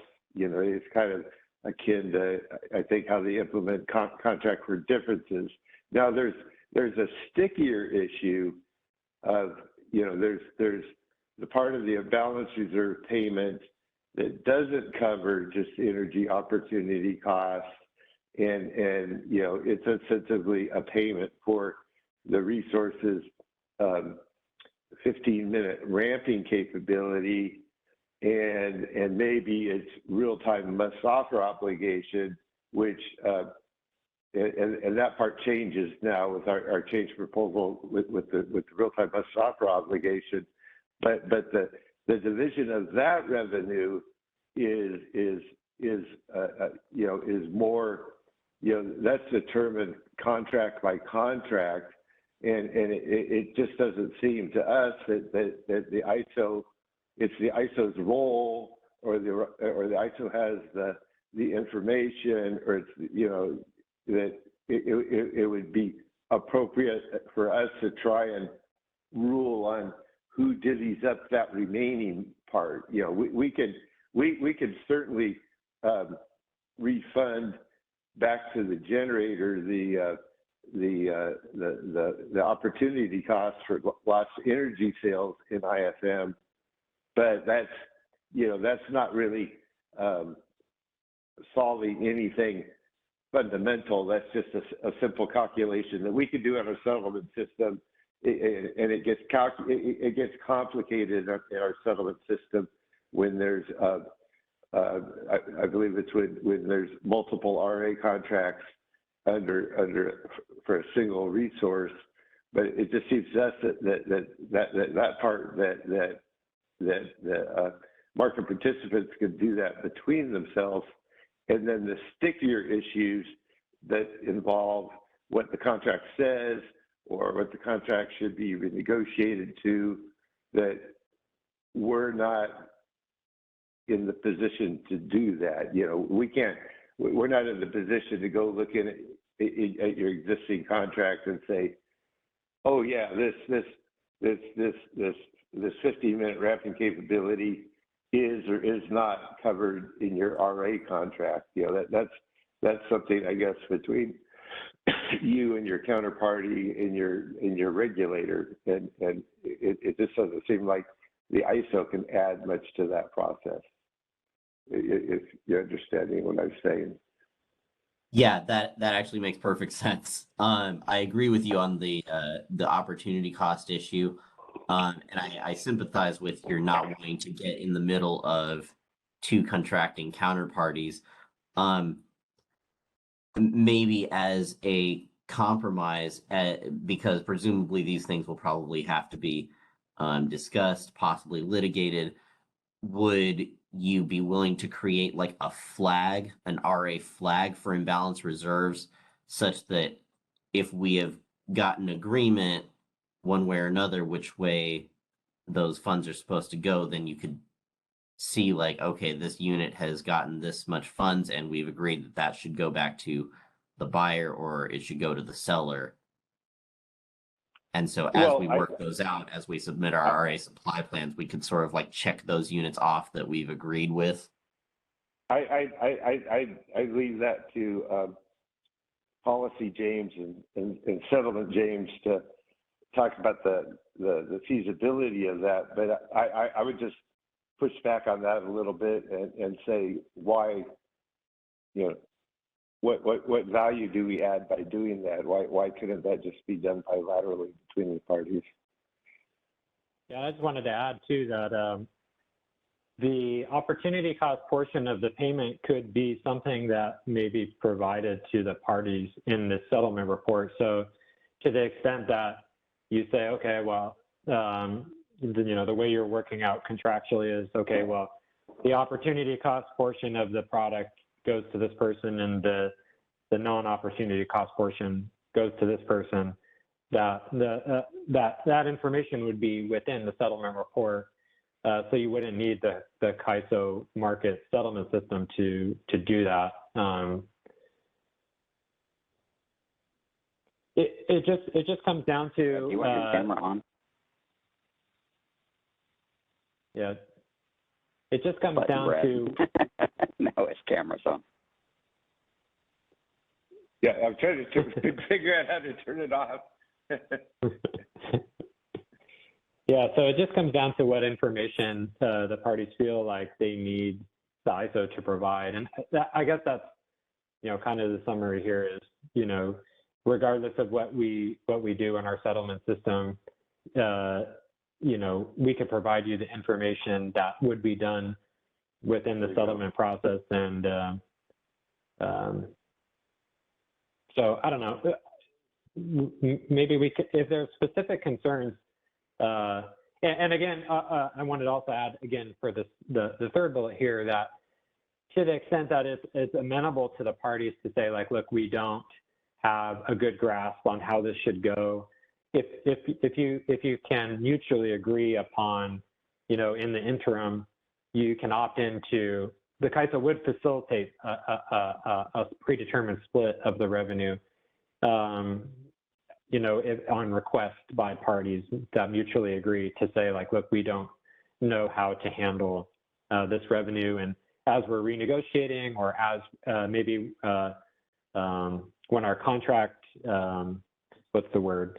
The contract expires and then is renegotiated, then you might have more explicit language about how these revenues are handled within the contract. Then you can sort of opt out of this settlement process. So we still are offering, at this a way within the CAISO settlement system that if you want to, we can split the imbalance reserve revenue in the interim.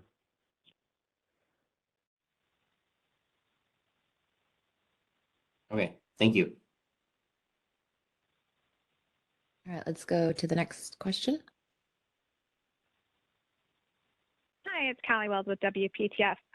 Just because there's been a lot of discussion on this already, I will keep it brief. I just wanted to voice our support and appreciation for you guys making this change. I think this is one thing that we've been communicating through calls and comments since you guys initially brought the idea of trying to come up with some sort of settlement for these double payment concerns. So we appreciate you guys being responsive on this. And I think it's important to keep in mind that ultimately, I think James and Brad, you guys mentioned it. Ultimately it is the contracts that will determine where the money flows. So it doesn't really matter if you guys do anything or what you do. There's no value added there. It's the contracts that are going to ultimately decide that. So again, appreciate this change. So thank you. Thank you. Aditya? Hi, James. Aditya from SE. So I had a question. Does the CAISO, as we had mentioned in our comments, does the CAISO intend to define the IRP and RCP as RUC successor products in the language that you'll file at FERC? Yeah, so I know we've talked about this, and this has been brought up to us, maybe not discussed, but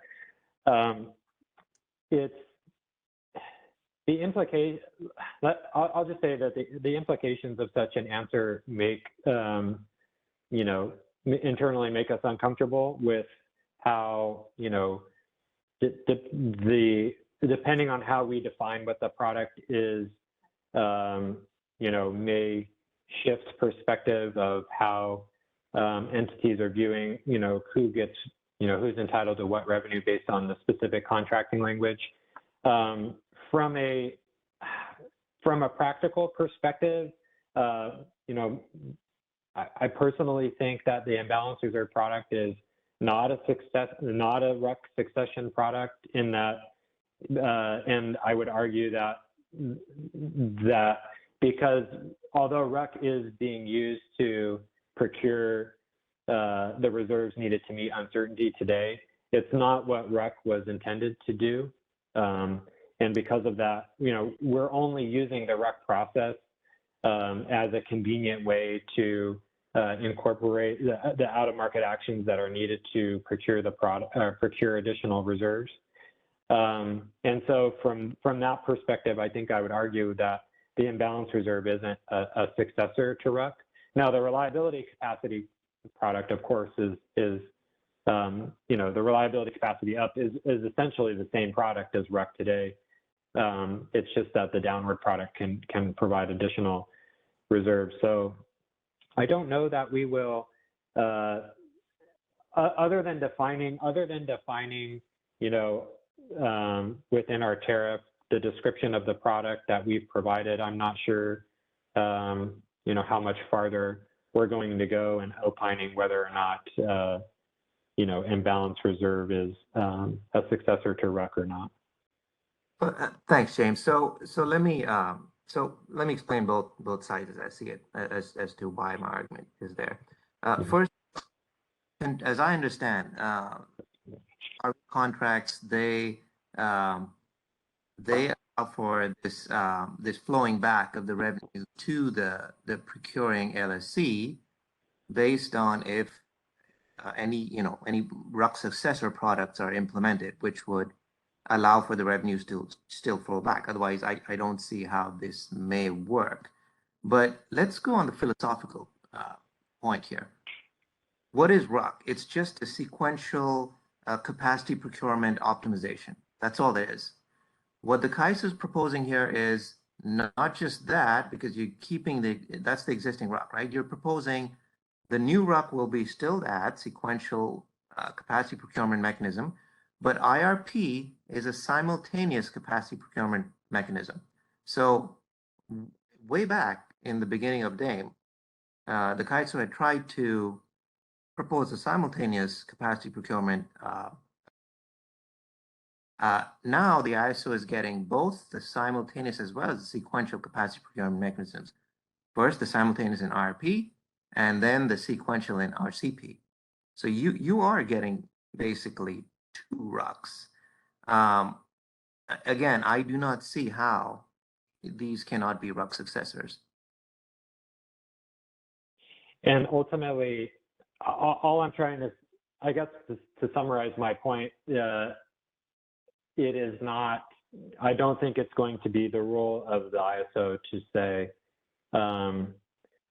to whether or not the definition of RUC successor leads to certain interpretations of contracting language. It's just not going to be our place to get into the middle of that and provide any more description of the product other than what we've already provided. And if contracting parties, have disagreements about whether or not RUC or imbalance reserve is a RUC successor product, because that's important in interpreting how the contractual revenues are settled, it's just not a position that the ISO can find itself putting its thumb on the scale of it.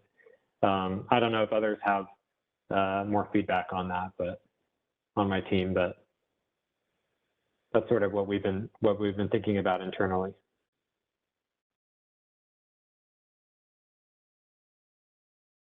Okay, thank you. I'll get back. We'll see how our position develops on that, because whether or not we're able to support this change. Okay. All right, Patrick.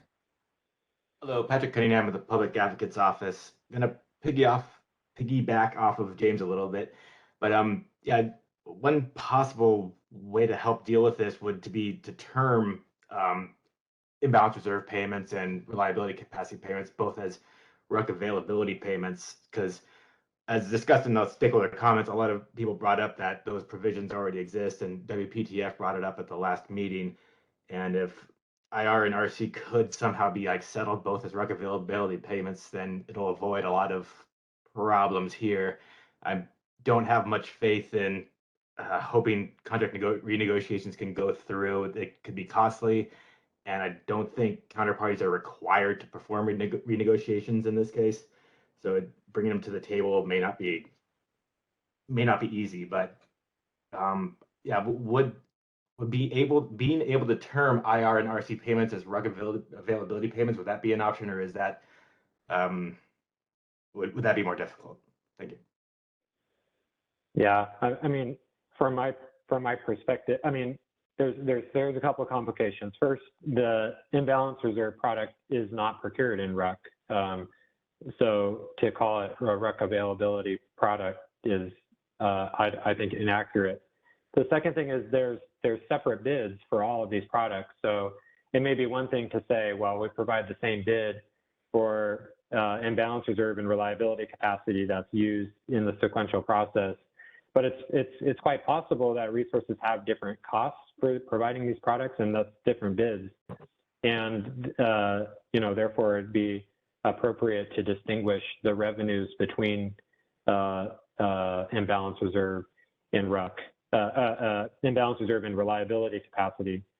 And just a final thought, I just kind of repeat that it's an uncomfortable position to be in to try to make definitions of the product outside of what we've already described in order to fit, in order to fit existing contract language, because it just doesn't seem like that is the appropriate position for the ISO to be in, to be putting its thumb on the scales to say, these revenues belong in this contract provision and not this contract provision. That's and to be clear, we fully recognize there are going to be frictions and a transition that's required that won't be easy and potentially costly. But in the long run, after DAME and EDAM is implemented and contracts turn over and are renegotiated over time, those frictions should go away. We've been signing a lot of long-term RA contracts with the IRP procurement and RPS, and if we're not able to perform renegotiations, then those problems are going to last 1 or 2 decades. So I think it's a pretty big problem. It might be worth kind of recategorizing some definitions in order to avoid some contract issues. But thank you. Mm-hmm. Yep. All right, Joshua. Yes, good morning. Josh Arnold, PG&E. Figured might as well jump on as well with my thoughts on this. I do want to voice support for Aditya's concerns. As we've discussed this, let's start with the basics. This imbalance reserve product has evolved very considerably since it was first introduced. And even the CAISO, I think Brad mentioned it earlier, is that IR really is now an insurance product. And with the direct association you guys have given between the imbalance reserves and the load biasing in RUC as done by the operators to ensure sufficient reserves within the real time, this really is becoming a RUC insurance process. And yes, there may be some additional benefits, but ultimately, right now, both in your proposal, both IR and reliability capacity are effectively the same when it comes to the real-time market, other than the quantities that are derived by the resources ramp rates and requirements. I mean, both now have an economic burden to bid in or a burden to bid in economically in the real-time market. They both have to be made available to the system. So if IR is really just a RUC insurance, dealing with the fact that we know the day-ahead load forecast is not accurate. It can be close, but there is some uncertainty there. This is really then just shifting the process out of RUC into hopefully a more efficient dispatch mechanism in order to co-optimize with energy, but the overall burden is still there. And when you talk about costs, James, because the overall real-time obligation is the same, then effectively the costs are the same as well, other than that opportunity cost for IR not to be taken as energy. That's really the only difference now. You could just as easily move IR procurement into the RUC market. I am not suggesting we do that, but as a conceptual framework, if we were to take IR and move it into the RUC process instead, you would have pretty much the same outcome, though maybe not as economically efficient as you would have by having IR in the day-ahead energy market instead. So I really think we need to re-examine where we are after all these changes. And I do think that IR is very much a RUC successor because it is supporting that uncertainty in the day-ahead load forecast, and it's procuring capacity to meet that unknown so that we don't have to do it in the RUC. Does that make sense? Yeah, and all of those arguments are sound, but all I'm saying is that regardless of what I say, imbalance reserve is or isn't, that doesn't make a difference for the fact that the contracting parties are the ones that have to make these arguments to each other and interpret what the language says. And so it's just, we've described what imbalance reserve product is, what reliability capacity product is. And, you know, we've opined in the paper also about the fact that the flexible reserves that we're getting from RUC is not part of the market design of RUC. It's an out-of-market action that operators are taking, and it's just RUC is a convenient place to do that, because from a market perspective, it's sequential to the IFM, and nobody, you know, the capacity cost from RA resources in the market perspective is zero. And so, you know, it's sort of a low harm way to do that. But the efficiencies, low harm way in terms of that people aren't going to say it's incredibly expensive for you to be doing this, to be biasing the RUC because the market payments show as zero. But in the grand scheme of things, we do think having that process that's being done outside of the market, it's not a RUC process, it's out of the market process done within RUC that we need to bring into the market. And we think that it would be most efficient to have that supply procured in the IFM where it's co-optimized rather than in RUC. All of those arguments are described in the paper and, you know, can be used to support whatever the parties' viewpoints are on where imbalance reserves fits, RUC successor or not. So I don't know. I hope that's helpful, but I do really appreciate all the viewpoints, and I'm not, of course, not arguing against you know, the logic, but it's just hard to be in a position to define imbalance reserve or reliability capacity some way other than how it's described in the paper, based on the eligibility and how it's procured. And I think that's about all we can say.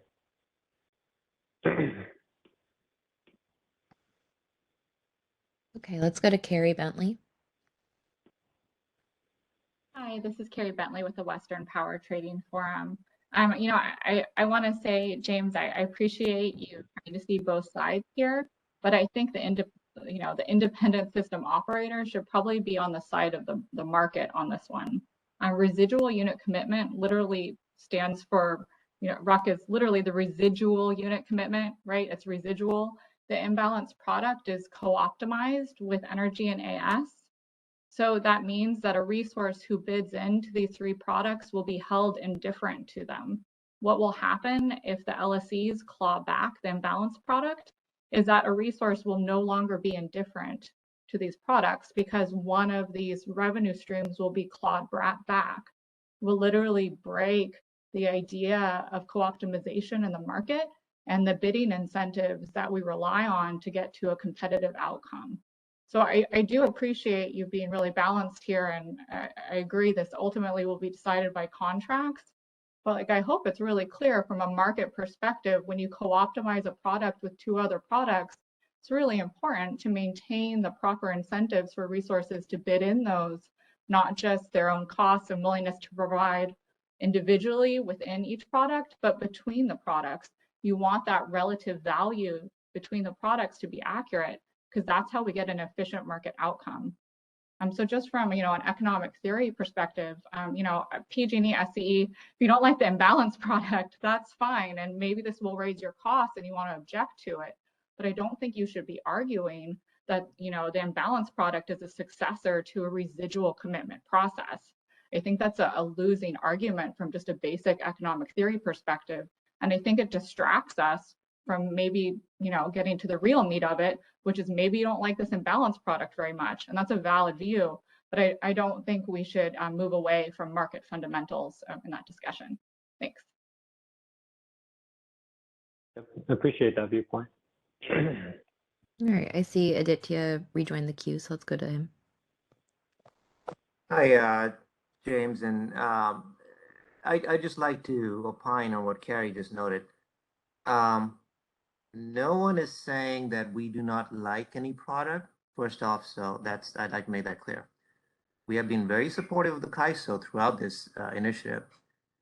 We are clarifying that as RA contracts go, they talk about RUC successors. Okay, RUC successors do not mean RUC is being completely taken out. It could include modifications. So to say that this kind of somehow does not in any way tie to a modification of RUC, that's misrepresentative. And that can lead to confusion down the line. Now, as to optimization, you can have capacity as well as Josh from PG&E noted earlier. You can have capacity optimized sequentially. You can have it done simultaneously. And George knows this better than anybody else because he actually proposed two different approaches in the beginning of this initiative. How products bid for, how resources bid for those two different products, those are based on, well, are they 15-minute dispatchable? Are they hourly dispatchable? And as the CAISOs, defined for IRP and RCP respectively, whether the products would like to bid in the simultaneous optimization or in the sequential. So yes, there can be interchangeability. Resources can figure out which one is the right place for them. In no way compromises any optimization benefits, right? I mean, the mathematics can be just worked out by the algebra that George put up. So I do disagree with this, some characterization, maybe I misunderstood, but the characterization that somehow we're opposed to it just based on monetary reasons. No, there is basically, there is a dependency based on what the CAISO is proposing. The CAISO has chosen to propose this design. Now, that said, as I understand, when the CAISO makes design proposals, it looks holistically at other existing design components, whether changes that are being made or already that exist in the design. As I also understand, the CAISO accepts resource adequacy as a fundamental reliability framework of California. So if that is the case, then the CAISO should accept that RA should be properly incorporated and considered into any new design changes, just as the CAISO is making sure that EDAM and DAME, which are both actually potential changes, not yet existing, that they're in line with things, just as the CAISO considers everything else that is already existing. So I'm sorry, but it cannot be said that, okay, we will kind of just let these contracting things slide, even though they're existing, because we want to focus on some future benefits. So that's another thing I'd like to mention. But that's it in a nutshell, that we do need to consider both RA, both as well as the existing contractual nuances, as well as the fact that by redefining as RUC successors, you are not in any way compromising the benefits of the new DAME optimizations. Thank you. Thanks, Aditya. Okay, we do have a hand up on the phone only line. Okay. Hi, this is Kathleen Colbert from Vistra. Can you hear me? Yep. Okay. And apologies for any ambient noise and traveling today, but I just wanted to jump in and make a very brief comment. I wanted to support the way that Carrie Bentley characterized her understanding of the RUC and then balanced reserve proposals that you're bringing forward. And I also wanted to share that, and I appreciate Aditya saying that he didn't want a position to be put in his mouth, which, that is on me. So that's fair. I think the point that Carrie was trying to make, and that I support, is that imbalanced reserves is not a RUC successor. And that, James, actually, I think the way that you characterize all the background and the content that you have in your paper about the history of the imbalanced reserve product, how it was envisioned, how it unfolded, it's very clear it is not a RUC successor. And I think something that you also said, which makes clear that it's not a RUC successor, is that these were out of market. We're conflating the fact that a bias is being introduced into the RUC process to increase the amount of capacity that has a must-offer obligation. That is because that is a out-of-market tool, a market intervention that the operators are taking because there isn't a design approach in the IFF. And so I think you characterize that clearly and well, but that is not the same thing as something that is a successor or a replacement to the core purpose of RUC to secure residual capacity, right? And I think but what you're highlighting is how deeply contentious this is. And just to kind of keep this really simple, I think people have overcomplicated and gotten very confused over this entire debate. If you simplify it down to, in the real-time market today, we have energy, we have ancillary services, and we have a flexible RAM product. Revenues or losses that a generator incurs as a result of participating in the real-time market, that is held by a generator, whether that's an RA or a non-RA generator resource. That is, if anything, imbalanced reserves is a successor to the flexible ramping product. To add a product in Day-Ahead that reserves capacity for uncertainty, not on a 15-minute to 15-minute basis, which FlexiRamp does, but from a day-ahead to real-time. So when we're talking about what is it a successor to, it's a successor to the type of deploying FlexiRamp and identifying that there's uncertainty needs, not only between the 15-minute market, but also between day-ahead to real-time. And so I just wanted to add additional support and additional context and just remind everyone that energy revenues, ancillary service revenues, FlexiRamp revenues or losses, that's borne by that RA-only generators, unless they're on a tolling agreement. And I think that is the point people are trying to make, is that if entities want to negotiate in the contract to determine what products are included, we need to do so, and we need to do it on that side, on the contracting side. I think the path the KICE has taken to lay out what the products are, how they function, is the right path. Thank you for that. I just wanted to add additional context and clarify that, the request that Aditya is making for the KICE to say that this is a successor is not something that is consensus or supported.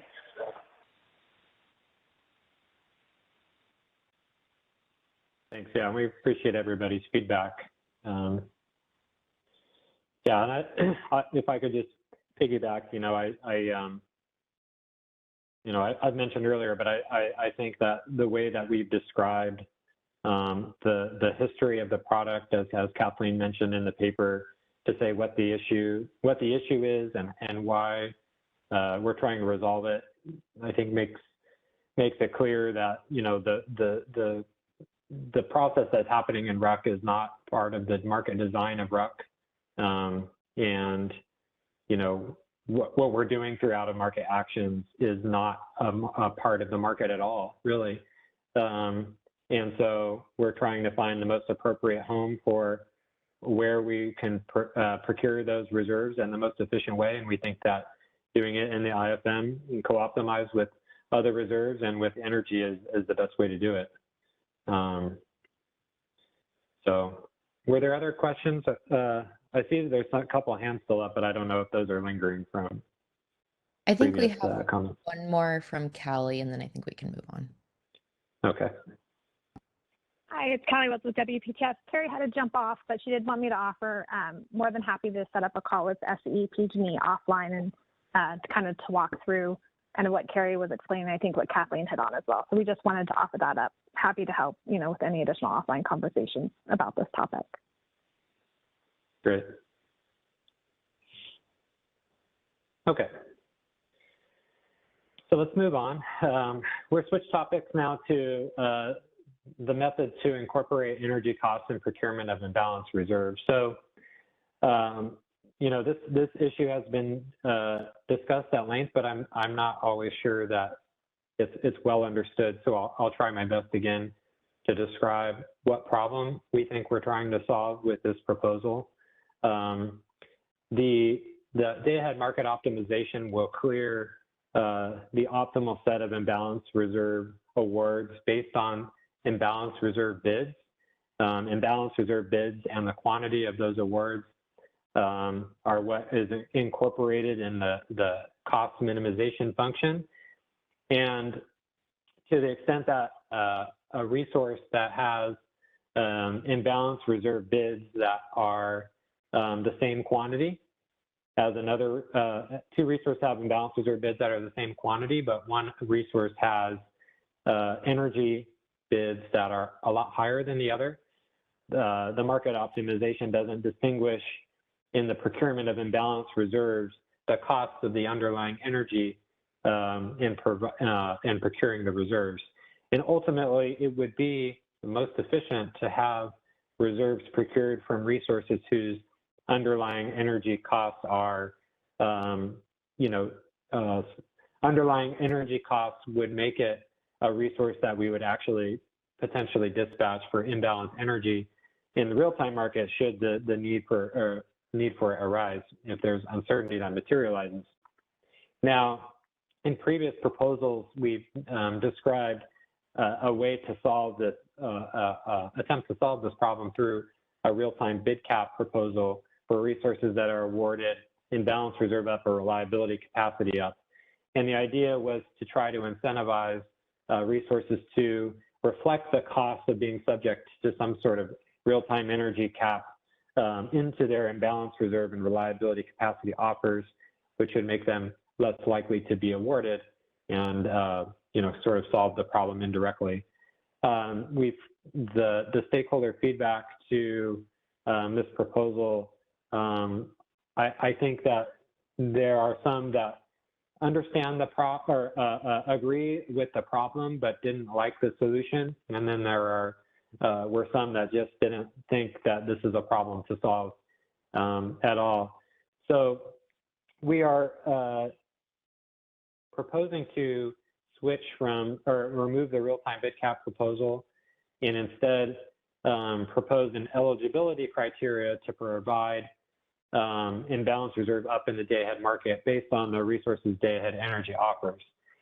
So we would still have some sort of predefined cap, I shouldn't call it a cap, I'll say predefined price with which resources would be made eligible to provide imbalanced reserve bids as long as they have energy bids below that price. And if you have energy bid, a portion of your energy bid is above that price, then the settlement system or the bidding system would not validate your imbalanced reserve bids and they wouldn't be included. So again, the objective is to try not to routinely award imbalance reserves to resources that are rarely economic for the dispatch of imbalanced energy in the real-time market. You can go to the next slide. So the buzzword, I guess, is the IRU eligibility price cap. So the IRU eligibility price cap would be set using the same methodology that we've discussed for the real-time bid cap in the previous proposals. And we'll have Katie Wickler to present on the companion report that was posted. Some of the information in the report may be relevant to or have language reflecting the real-time energy bid cap, and that's because this policy or that paper was written at a time where we may not have been transitioning to this new policy. So I apologize if there's any confusion, but in any case, we would also we would use that same methodology for calculating what the eligibility price would be based on energy offers. But we'd also want to try to incorporate some cost changes between, or incorporate reflection of cost changes between day-ahead and real-time, and provide a buffer on top of the calculated eligibility price to try to make sure we're not introducing artificial scarcity to the procurement of imbalance reserve up. So there's a couple of things that we can potentially do on top of the methodology that Katie will present. One is that we can look to apply the daily maximum calculated price to all the hours of the day, rather than having an hourly shaping of the price, which would make the eligibility price more conservative, and would also make maybe from market participants' perspective a little easier to comply with, because they're not having to reevaluate every hour. It's just one price per day. And then on top of that, we could potentially add an additional buffer to the calculated imbalance reserve up eligibility price, where we might have, maybe could consider adding an additional 20%. So those things could be, it's an and/or proposition, so it could be that both of those things are applied, or one or the other, or none of them are applied. But those are some additional options to try to make sure that we're not restricting the supply that's available to provide imbalance reserves excessively, and only trying to discount out those really expensive resources that would never be dispatched for imbalance energy if it's needed. With that, I think I'll turn it over to Katie, who I think her slides are next. There is a question in the queue. I don't know if you want to address that before moving on. Maybe let's let Katie go through her material, and then we'll take all the questions. Okay. Great. Hi, everyone. Just checking you can hear me okay? Yep. Yes. Awesome. All right. Good morning, everyone. My name is Katie Wickler. I'm a member of the market analysis team. Just wanted to spend a little bit of time going over some of the results from the companion report we published recently, and talk a little bit about kind of where we're landing on some of these methodologies. So just to give a little more context before jumping in on this slide, as we've discussed in previous public calls, we've been exploring the use of a quantile regression on historical pricing data as sort of a way to project this real-time price to set what James referred to as the IRU eligibility offer price or cap. So this price would need to be calculated and published prior to the day-ahead market close. So that's something we have to consider in the regression methodology. So the analysis that was also posted to the stakeholder page as well, we explored about 30 different methodologies with various combinations of different regressors, different quantiles, and sort of the amount of historical data considered. So we analyzed those methodologies against 4 metrics as part of our counterfactual analysis.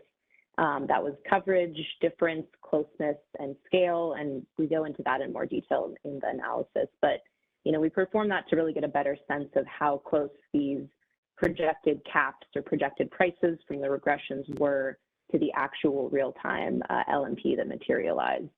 So this was performed for initially for January through June of 2022, And then we took a little bit of time to perform an incremental analysis for the summer months of July through September to sort of explore how, with a smaller subset of methodologies, how those would perform during the summer conditions. So on this slide, I've listed just a couple of the high-level findings from the analysis. So we found generally that natural gas commodity prices, this is next day gas prices, are typically a better regressor than the just net load data when determining this eligibility price or cap. We also found that the 90th quantile did provide a little bit more stability and less influence from outliers than the 97.5th quantile. We found that linear regressions were generally a little bit better than quadratic regression formulations when we were considering the same sort of input variables and setups. We also saw when we performed this incremental analysis for the summer 2022 months, generally our findings from previous months were consistent.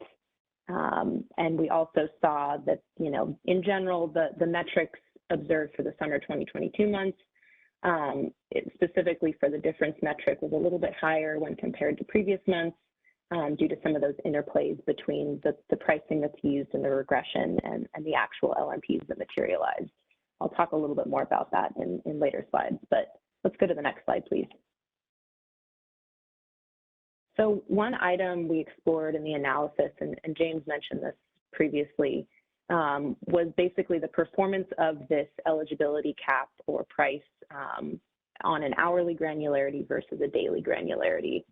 So an hourly cap would yield a curve with 24 distinct caps, so one price or value per hour, whereas a daily cap would be one value for the entire trading day, set as something like the max of the 24 hourly caps that were calculated. So just some trade-offs to consider between these two sort of methodologies.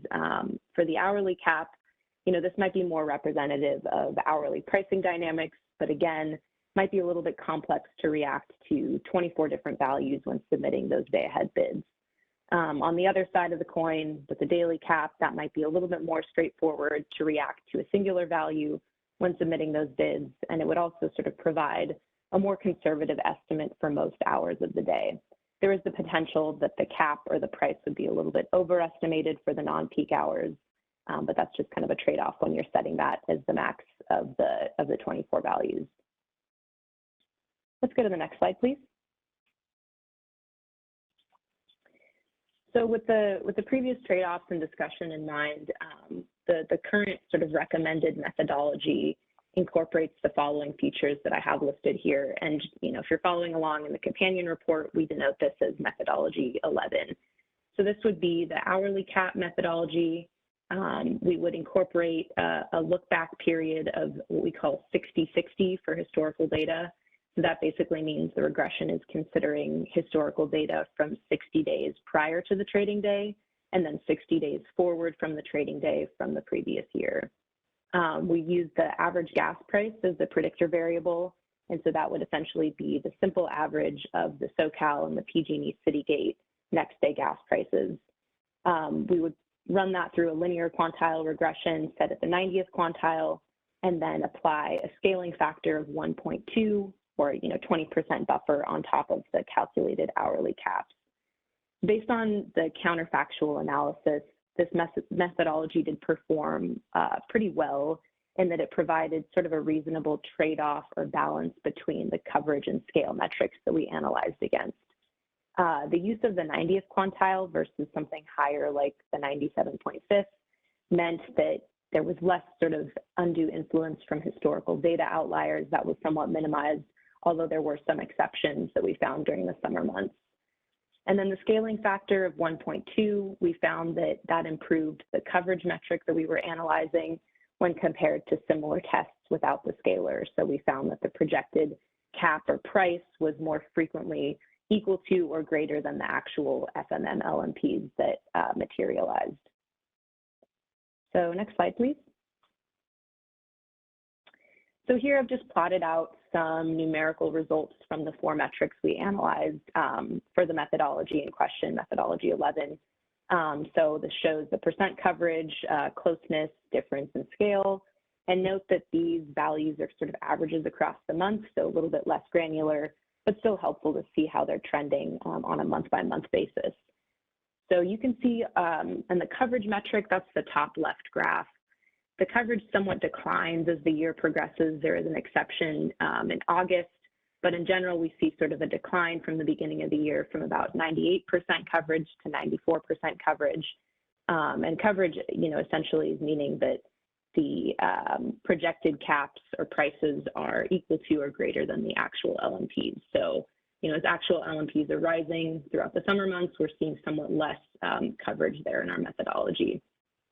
And then correspondingly, the difference in the closeness, these are the graphs in green and in blue, are increasing as actual LMPs are rising during the summer months. And scale also sort of follows this trend correspondingly. I think this performance is somewhat expected given, the higher LMPs that we observed on average during the summer months as compared to previous months in the year, but just, kind of helpful to see how these are trending. And I will note that for all of the methodologies we tested, these results are available in tabular format for the months in question. I think that was everything I had, so I'll stop here and see if there's any questions that folks have.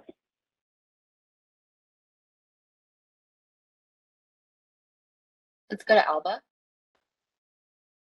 Hi, can you hear me? Yes. Great, thank you. This is Alba Svoboda from PG&E. I want to first say thank you for this analysis.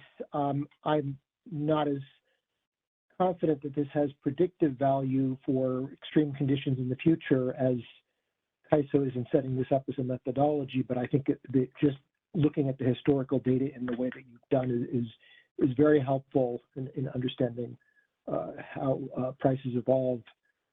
But I wanted to comment on the original reason we were involved in this discussion, or the reason I was involved in this discussion, was at the beginning of this process, we were concerned that people bidding IR would behave as some RA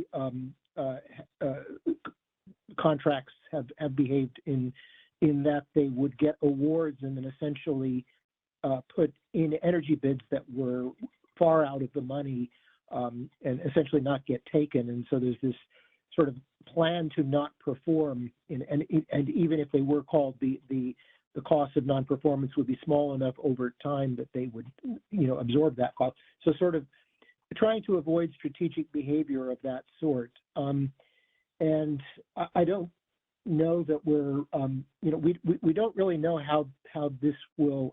I've heard a lot of feedback, for example, from the Market Surveillance Committee that sort of questioned that whole approach to trying to prevent that kind of strategic behavior from the beginning.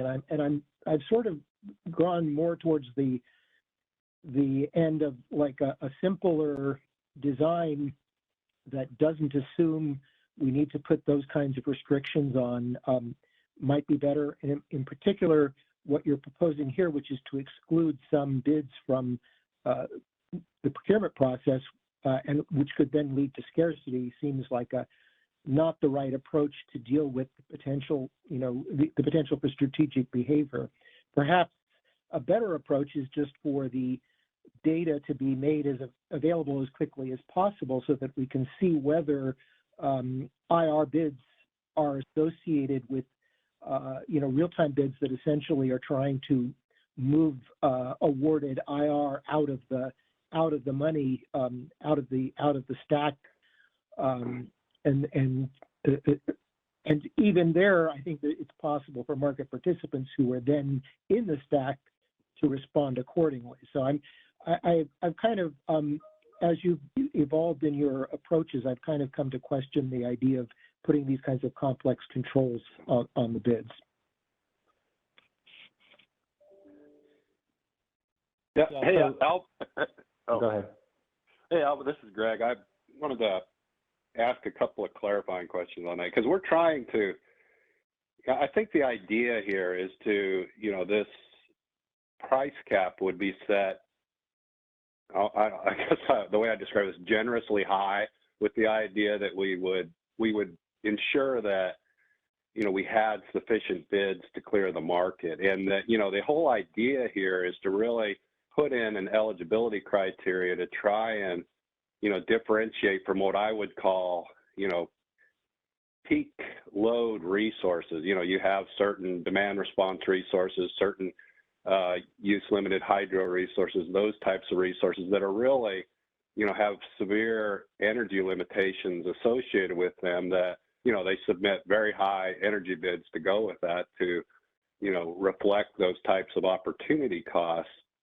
And they're not really meant to be providing, imbalanced energy on a day in, day out basis. So, the example is if you have a day in which we're expecting prices to be somewhere in the $50 range, we don't want to be awarding imbalance reserves to a bunch of resources that have, $900 energy bids. I think, with that, my concern there is then we're providing flexibility payments and awards to the wrong resources and, providing the wrong incentives. And so, we're trying to find a way, as opposed to coming up with some sort of elaborate eligibility criteria, something that really reflected, the current expectations of the market conditions for any given day. So, we'd want to set this cap, at a very high level, meaning that the highest price we would ever expect to see in real time, plus some margin, because, costs can shift between day ahead and real time. And then, hopefully that would, set this differentiation point between resources that would have some kind of reasonable expectation, even under the highest imbalance scenario, of being dispatched in the real-time market versus those that, even under that kind of situation, would have no expectation of being dispatched given the load and supply conditions that we're forecasting for the next day. So, we were trying to make this somewhat of a simple approach that would be relatively unrestricted, but, guard against, awarding the imbalance reserves to, not what I would call flexible resources, in that they weren't really intended to be providing that type of service. Yeah, I mean, I don't think the method itself is as complex as perhaps the question of how it interacts with everything else that's going on in the market. I mean, effectively, you are removing bids from the stack that might have been struck, and so the question is basically, why would you do that? I mean, because in general, the bids themselves should, as market participants participate in this market, they should be, the bids should, move to in the direction that would lead to the kinds of results that you're looking for.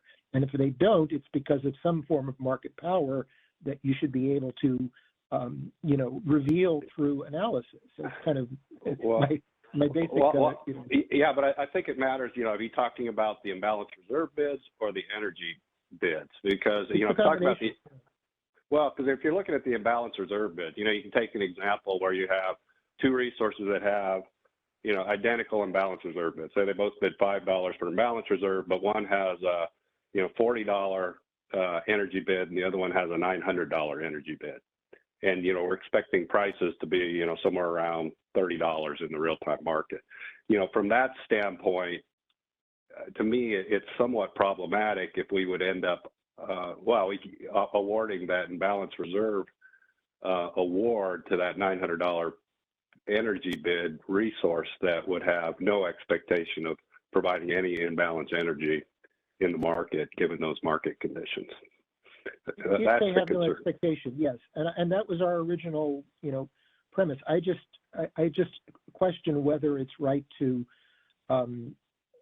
guard against that ahead of the fact. Because what if the solution is that's the resource you need because of the way that the everything else is solving, and you don't have that resource to access, and then perhaps you reduce your procurement targets based on the demand curve and end up with a solution that's actually,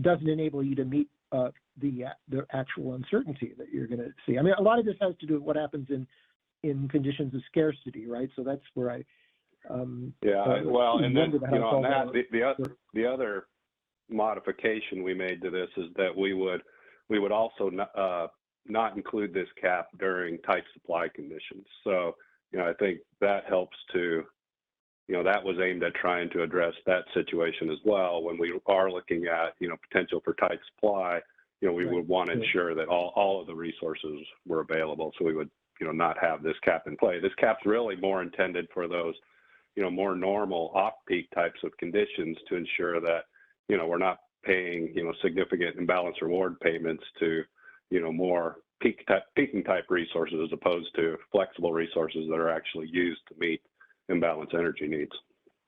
Right, and like I said, I mean, basically that was our perspective as well. I just really wonder whether the system is going to solve in that way, or what, should we be anticipating that is my question. And and I'm sure there'll be others who have other views on this. I just wanted to express mine, and I appreciate your response on that, Greg. Thank you.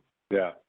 Oh, and the other thing I wanted to mention, Alba, the concern about a resource without having it as a real-time bid cap, meaning that you are open to that, potential issue where they could change, bid really low or bid low in the day-ahead market so that they would be eligible and get awarded imbalance reserves, and then, bid somewhere near the price cap in real time to avoid ever getting dispatched. So, it's all, kind of like a speculative imbalance reserve payment. I think that is a concern, but that's the type of thing that I think we would, clearly be monitoring for. If you're seeing, drastic changes between day-ahead and real-time market bids, associated with imbalance reserves, I think that's something we could, we would clearly be monitoring for and looking for that kind of, strategic behavior as we, right, roll out this new product. But people can have all kinds of good reasons for changing their bids between day-ahead and real time. I mean, actually, hydro resource is good as well. So. Yeah, they can, but I think, you can see there could be obvious patterns to that as well that we can monitor for. And then, I think the other concern is you could have, resources that know that they have no expectation to be dispatched in the real-time market. So they have, no problem for bidding, relatively low for imbalance reserves as well, which could be, undercutting the resources that would actually be providing those imbalance reserves in the real-time market. I think is another potential concern with this. If you don't have some kind of, energy price protection in place with the imbalance reserve product.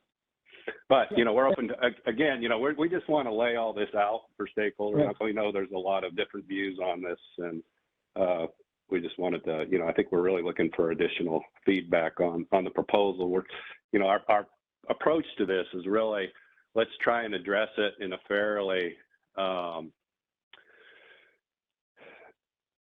guess I'm struggling with the word, a fairly liberal way, I guess is the way to, meaning that, we want to set this gap very relatively high, because we don't want to exclude resources. We want to include all resources that would have any kind of reasonable expectation for being dispatched, but then at the same time, exclude those resources that would not have any reasonable expectation, even under the highest dispatch scenario for being dispatched in the real-time market. That's kind of the idea. I would just say that, putting up guardrails is done under the assumption that somebody's going to hit the guardrails. And if we don't know that they're going to be hit, then putting up the guardrails could be imposing artificial constraints. So that's, I think, maybe this needs to be part of the ISO's toolkit in terms of how they might address behaviors that are, adverse to the market. But I'm not sure that you need to have this at the beginning of the DAME process. Okay. Yeah. No. Appreciate the feedback. Thanks.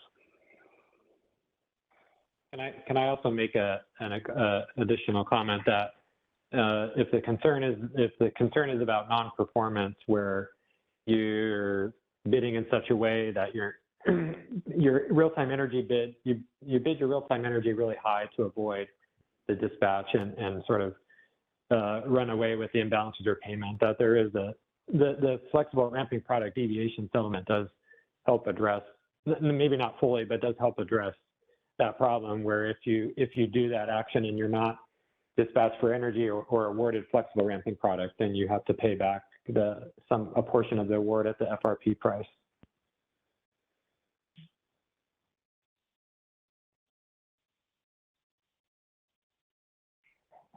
Okay, next question. Hi, it's Callie Wells with WPTF. So I just wanted to also echo appreciation for the analysis. We always appreciate when you guys put together some data to help, support any sort of policy decision you're making. But I agree with Alva. I don't see the predictable capability here. If I'm reading these charts right, it's almost like the coverage and the effectiveness of this cap decreases during stress system conditions.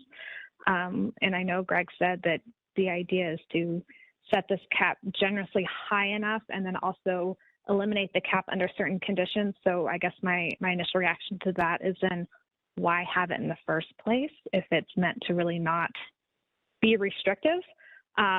We really appreciate you guys removing the real-time energy bid cap. We saw a lot of issues with that, but we are still really struggling with and why replace it with this eligibility criteria based on day-ahead energy bid prices. I think the best approach really, instead of restricting the eligibility criteria based on energy bid prices in the day-ahead market, you could result in artificial scarcity. And actually, I also do wonder if it will result in a less efficient market outcome if you're now forcing the market to potentially clear higher up energy bid curves for energy, setting higher LMP prices in the day-ahead market, which in the long run might not be the most efficient outcome.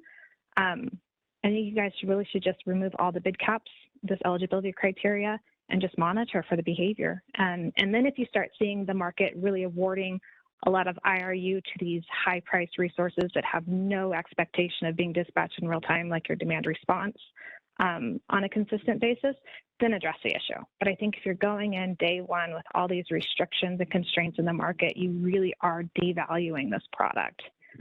So just echoing a lot of what Alva just said. So I won't take up any more of the time here. I'll let others speak, but did want to just voice that as well. Thanks, Callie. Yeah, and I'll just add, and Katie can back me up on this, but some of the this is using data from last summer, and you potentially have prices that are part of the calculation of the bid cap, where if we were to have a proposal where I'm sorry, I said bid cap and I got to change my language, call it the eligibility price. If we use this methodology to calculate the eligibility price, you're going to have prices that feed into the data that were part of intervals where the eligibility price itself may have been suspended, because we mentioned that the policy would suspend the eligibility cap under predefined system conditions, but you can't necessarily, there's not, we still have to, in terms of the implementation, sort of wonder how, at those times when you're suspending the implementation of this cap, maybe it's appropriate to remove the prices associated with those intervals from the cap as well, because what it can do potentially is actually, like say for September 2023, which is going to, if we have this policy in place and we're going to do eligibility price for September 2023, then all of the September 2022 prices, which include historic heat wave and prices at the cap for many intervals, would be reflected in the bid cap or in the price eligibility for September 2023, which may be a relatively mild year. And so it may be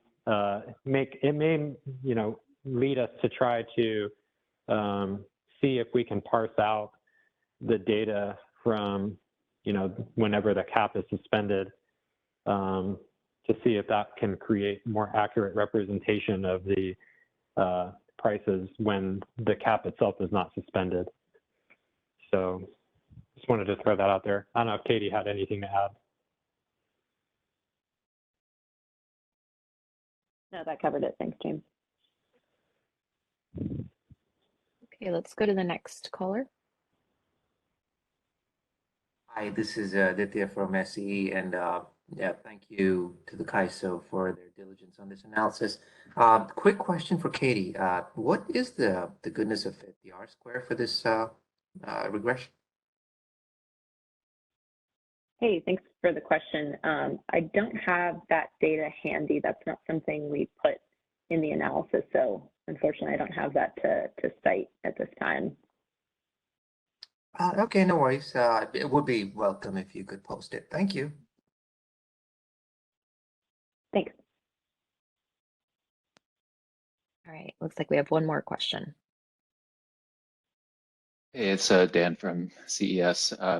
Keep this short, just it's kind of echoing what Alba and Callie talked about, but just this kind of line of thinking, I guess, made more sense to me when the proposal was still to get rid of the real-time must-offer obligation. But I guess I'm struggling a little bit to see, kind of the merits of it now that the real-time MOO is still going to be in place. And it seems like if you're concerned about awarding IRU to resources that really can't provide it, the right way to go would be to identify those resources and develop some eligibility criteria to not have them there in the market, getting those awards in the first place. If it's just about a resource, feeling like it has a low IRU opportunity cost, but a high energy cost, if those resources end up being needed in real time, then their high energy cost is valid. If they aren't, I'd expect the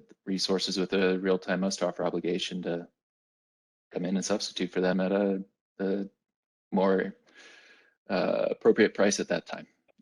So just some other thoughts. Yeah, good questions, Dan. So I'll take so on the real-time must-offer obligation, I agree with the concept that it does help in the sense that you have the substitutability there. I'll use the term, without the real-time MOO, we're not necessarily held hostage by the high imbalance energy cost in real time. Now, to expand on that, that may not necessarily be true for EDAM entities who don't have a real-time must-offer obligation. And also, the second point is that while that's true, it's not necessarily getting at the problem that we're trying to solve, which isn't necessarily the cost of real-time energy being too high because the imbalance energy is being procured on expensive resources. It's that you're essentially awarding and valuing a resource in the day ahead who gets substituted out of providing the service in real time, and there's not, it keeps that resource that gets the imbalance reserve payment in the day ahead market. Is substituted for another resource, but doesn't actually pay. It's one thing if that resource paid back sort of the price of having that substitution, but that's not how it works. So the concern is really more about day ahead compensation. Are you compensating the right resources for the reserves to provide imbalanced energy in real time, and not necessarily the problem being caused by the, being held hostage by the high imbalanced energy in real time. Let me know if that helps clarify a little bit.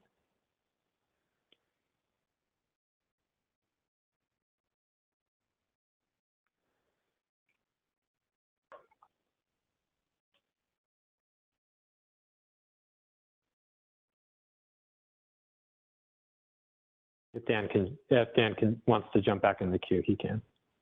Yeah, thanks. It does. Oh. I think that was a point that Greg made as well, and I think it is a valid point of, you want to be paying the resources that are going to be providing it, and so there's kind of that concern of potentially suppressing the price of IRU if they're consistently substituting but not getting the payment for the substitution. I think also thinking about how this applies in the areas outside of the CAISO as well. It's one I need to think through a little bit more, but good to bring that back up as well. Yeah, it kind of reminds me of, we had this conversation at a recent MSC meeting where Jim Bushnell described it sort of as trade-offs between day-ahead reserve price and real-time energy price, where you might not be buying the cheapest day-ahead reserves based on offers. That's how the market optimization will work, obviously. But the eligibility criteria may exclude resources from offering who may otherwise have been in the merit order to provide the reserves, and that may make the real-time energy price potentially lower if you have more resources that have the reserves that you need at the energy price that would actually make them suitable for dispatch in real time. So it is kind of an interesting connection there. I want to also add one more point that you mentioned about the eligibility criteria. You may have said, I think you might have said that we could consider eligibility criteria based on resource type, which we get nervous about because we obviously don't want to inappropriately discriminate against resources who are able to provide the products, but on a technical basis. So it's been brought up in the past that you could, if there's certain types of resources you're worried about, you could just exclude them. But we don't want to be wading into arguments about discrimination, and rather, trying to differentiate based on price is really what we're concerned about. Yeah, it seemed like in the way that we talked about it, it was kind of using price as a way to get at sort of an eligibility criteria. And I agree. Yeah, you don't, if a resource can provide it, they should submit their bids, and their price is their price, and see what happens. But if they truly can't provide it and they can't be responsive in real time, then there is that then operational concern of what are we actually getting out of giving them an award. So I see the explanation there, and just gives us a lot to think about when tying back to kind of the start of all this, when thinking about what the resource pool is that's capable of providing this, where they sit, how they'd be awarded, the benefits, kind of all that stuff. There's a lot to sift through after this presentation today, and really appreciate all the detail that's been shared. Thank you.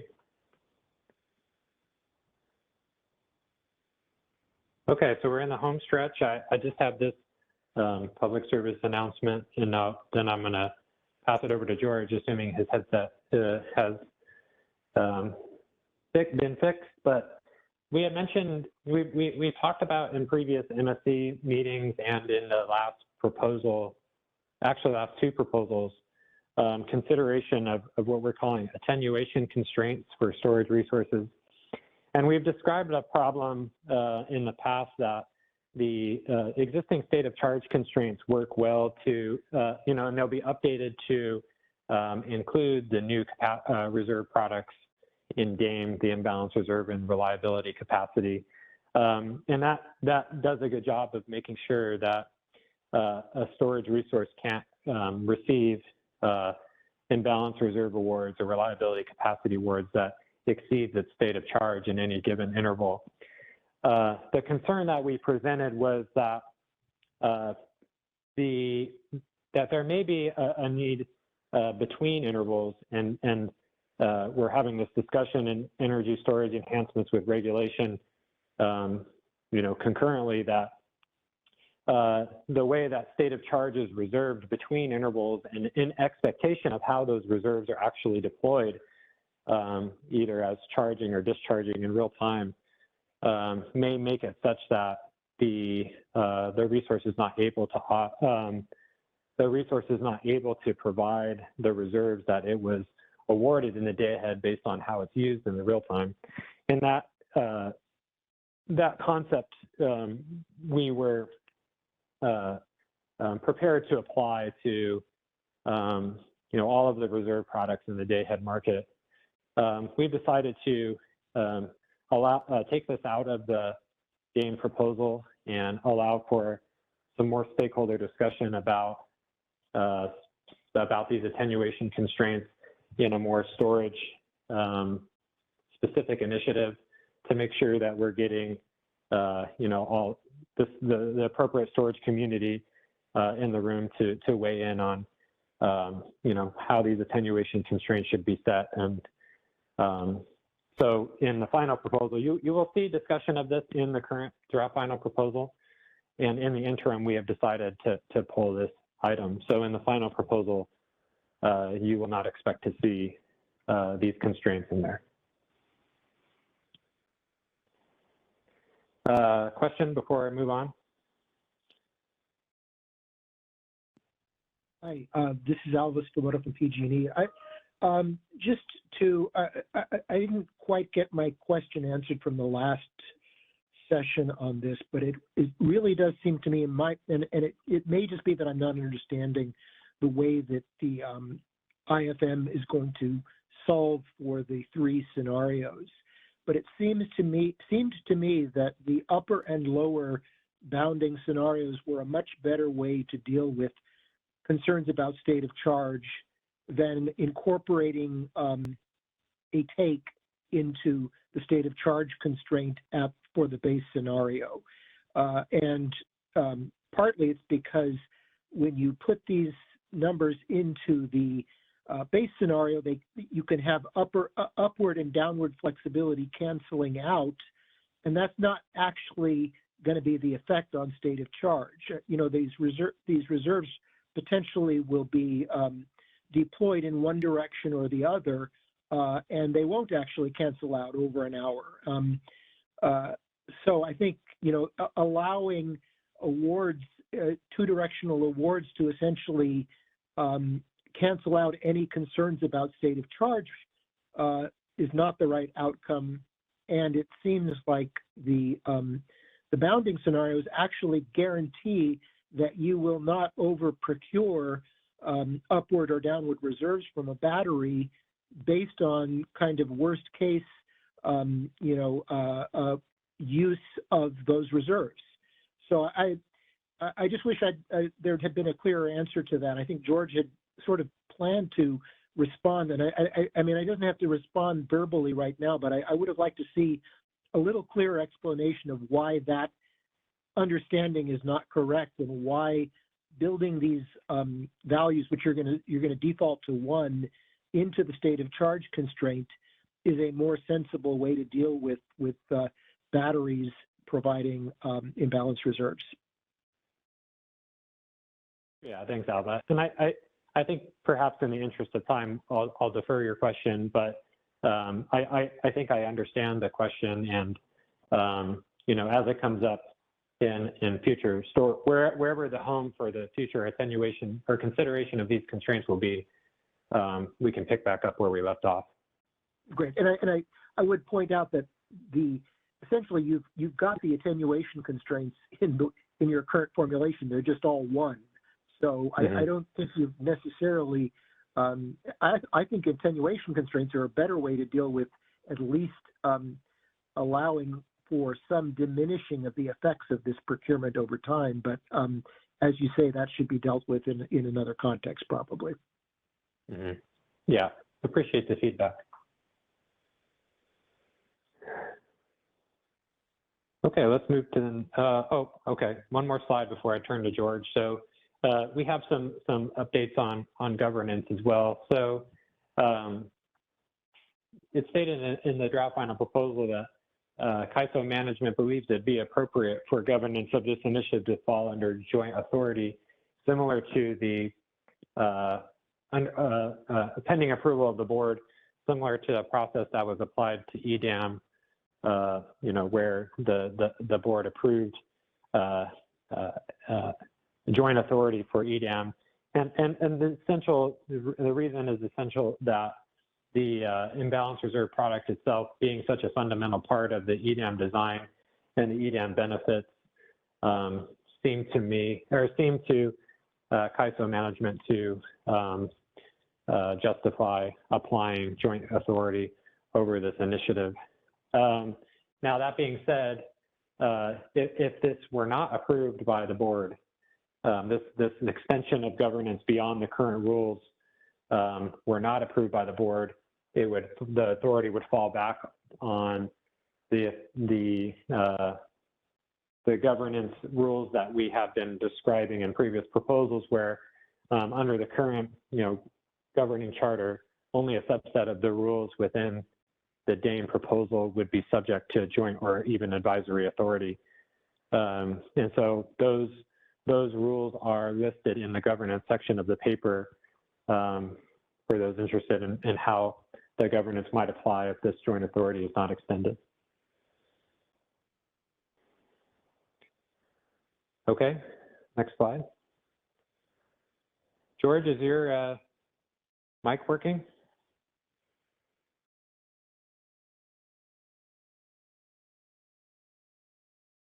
George, it looks like you're muted on WebEx. Can you hear me now? But there is a lot of background noise. I'm sorry, I think too much sound because I had problems with my headset. It's too much background noise going on today. It's difficult to hear you, George. I apologize. Maybe James, you can cover the slide for me. Don't worry. I'll cover it, George. Yeah. So sorry about that. So we just basically wanted to highlight that the draft technical description of Dane has been posted, I believe, this morning, and it has some updates within it. The general,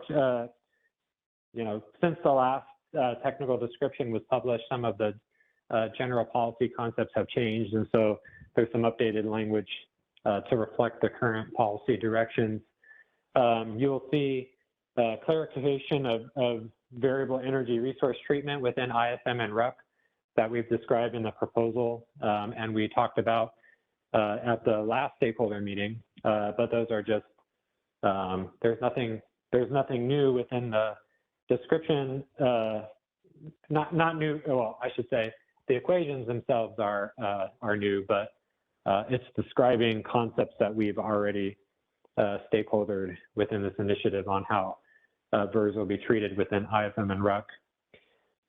There's some clarification on the unit commitment restrictions of certain resource types and treatment in RUC.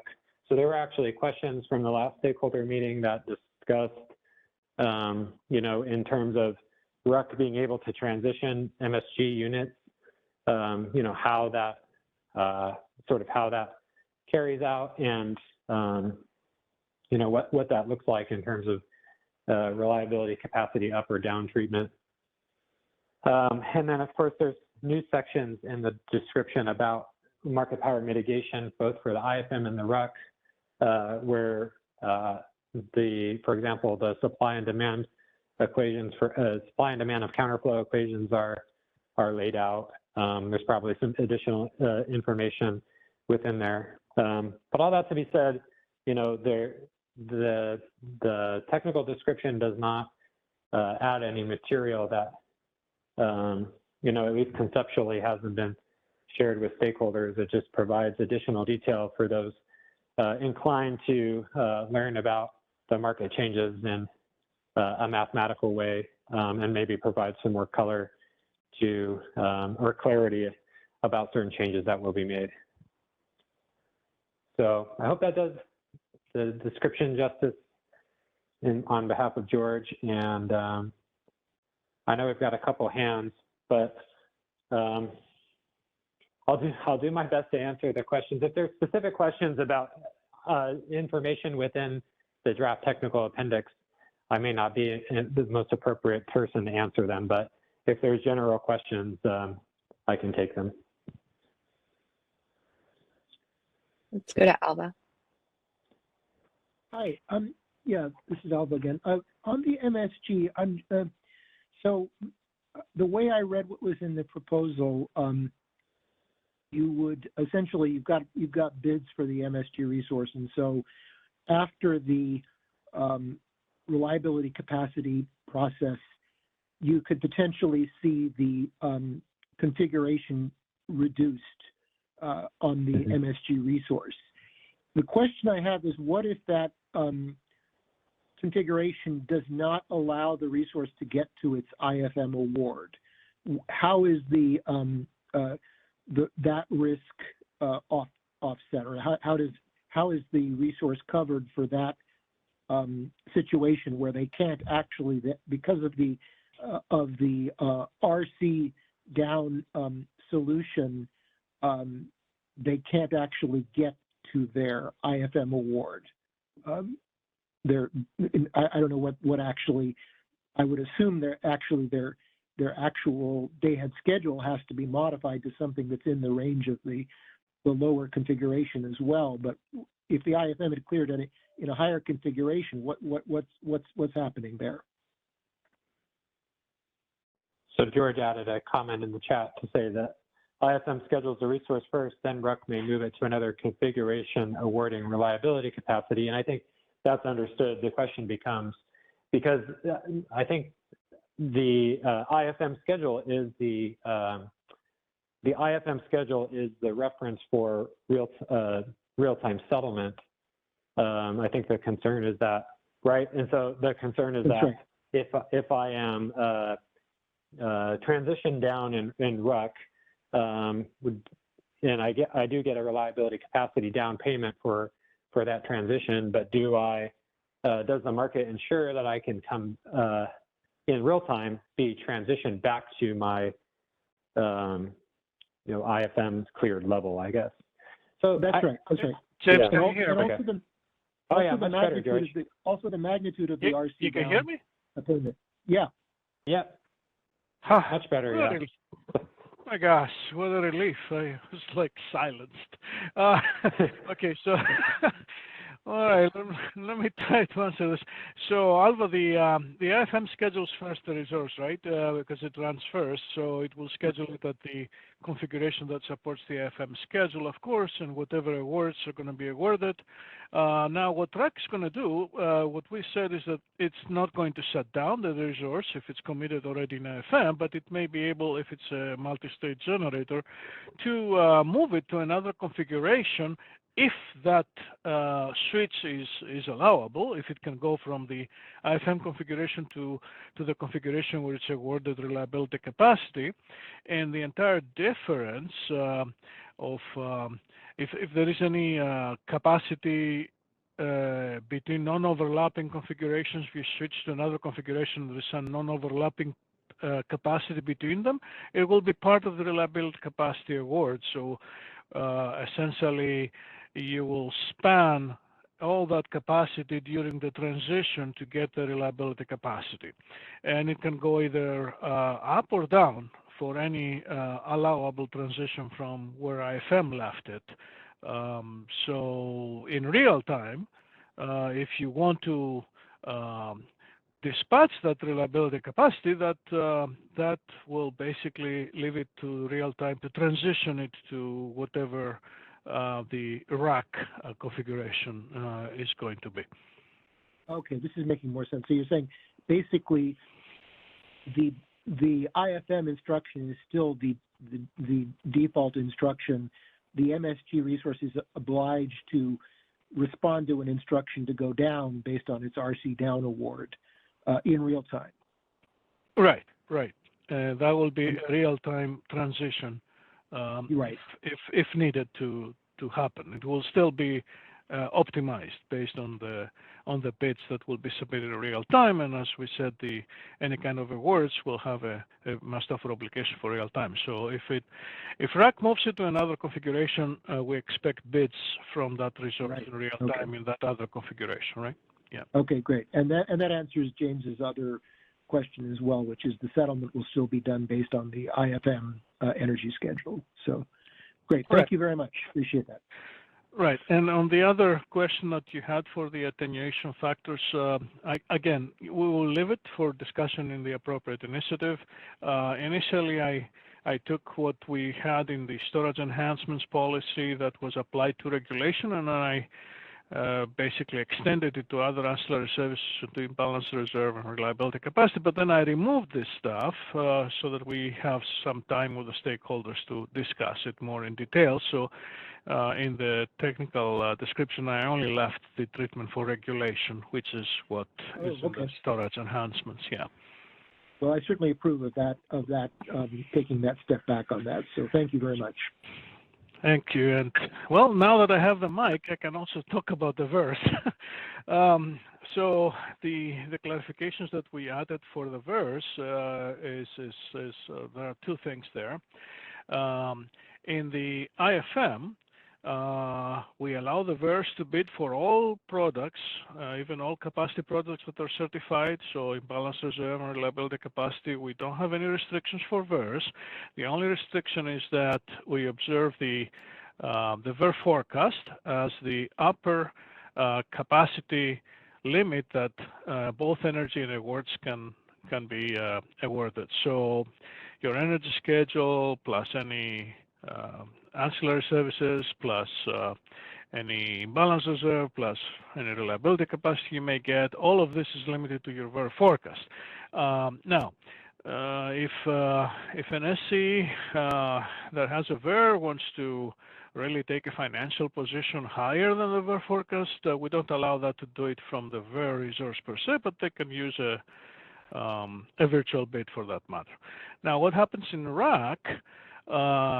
Because we expect the resource in real time to perform to its forecast, we don't want the VER to be absent in RAC. So we will require reliability capacity bids from all the resources up to the VER forecast so that RAC can optimize and use them and potentially award them reliability capacity up. Now, we have said in the proposal for every resource that participating in RAC means you have to participate first in IFM, which is a current rule today. So if you're bidding for reliability capacity, you have to have an equal capacity under an energy bid so that first IFM will take a first crack at it, and then RAC for any capacity that is still bid for reliability capacity that remains. However, for VERS, we're making an exception. We don't want to force a VER resource to take a financial position in the day-ahead market. So if they don't want to bid in IFM, that's fine. We simply require a bid for reliability capacity so that we don't overly commit other resources, knowing that this resource will actually perform at its VER forecast. So there's a little bit of different treatment for VERS in the IFM and RAC compared to other resources, and I hope this is explained well in the proposal, and there is some language to that effect in the technical description. Okay. Regarding the new sections on the MPM for IFM and for RAC, we provided the details of how the DCPA approach will perform in both cases, since we have now two market power mitigation passes, one before IFM for IFM bid mitigation and one before RAC for the reliability capacity bid mitigation. And there are some differences on that, where there's nothing different from what we do for local market power mitigation today. It's just an extension of the same concept when we calculate the resource sufficiency the resource supply index based on the three pivotal suppliers. That's exactly what we're doing here, what we're proposing to do. The formula for the supply counterflow, they're the same actually. There's no difference in IFM than what you expect. Even though we deploy in the deployment scenarios imbalance reserves up and down, the supply counterflow is not affected by that. It's even if MPM has actually awarded imbalance reserve, the IFM may not award that because they're still optimizable in IFM. So we don't consider that. The only thing that we consider is capacity awards that we expect that IFM will award. And these are the ancillary service self-provision quantities, so similar to today's RSI3 calculation. So we consider that in the MPM-IFM in the supply counterflow. So there's no difference in the supply counterflow between the base scenario and the deployment scenarios. There is a difference in the demand for counterflow, of course, because that's what flows on the network. And the difference is that in the imbalance reserve up scenario, the demand for counterflow includes the deployed imbalance reserve up, and in the IRT deployment scenario, the demand for counterflow includes the deployment of imbalance reserve down, so it subtracts from the energy. So that's the only difference. And when you go to RAC, there are more differences there, because now in RAC, all these capacity awards are fixed. RAC is not reoptimizing ancillary services or imbalance reserves. So now in the formula for supply counterflow, we have to consider the fact that anything that the AFM awarded is fixed, and we have to calculate the supply counterflow with these limitations. So all of these are in these new sections in the proposal. Now, if there are any questions on the technical description, please send them to us, and we'll try to respond publicly and address them. Thank you. So we do have 2 questions in the queue, so let's go to Lindsay. Hi, Lindsay Flockway from NV Energy. I was wondering if an MSG resource is awarded the imbalance reserve product, if RUC would be allowed to change the commitment of that MSG into a different configuration. Yes, it would, but only if the new configuration supports the imbalance reserve award that IFM made. So when similar to ancillary services, when we award an ancillary service in one configuration, then we're moving to another configuration in real time, the real time will make sure that it will only move to a configuration that the previous ancillary service award from the Day-Ahead can still be provided. So it will not move to a configuration that is not certified to provide the ancillary service. Same here.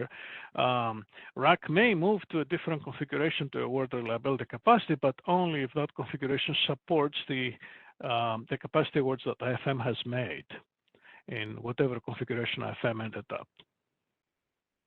Okay. And then do you have this detail in that report? Yeah, that specific detail is not there. We do have it between Day-Ahead and real time. So, but I didn't explicitly state that. Okay. All right. Well, thank you.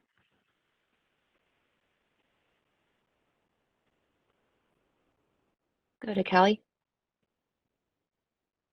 Hi, it's Callie Wells with WPTF. I know we're over time, so I guess I'll ask a general request.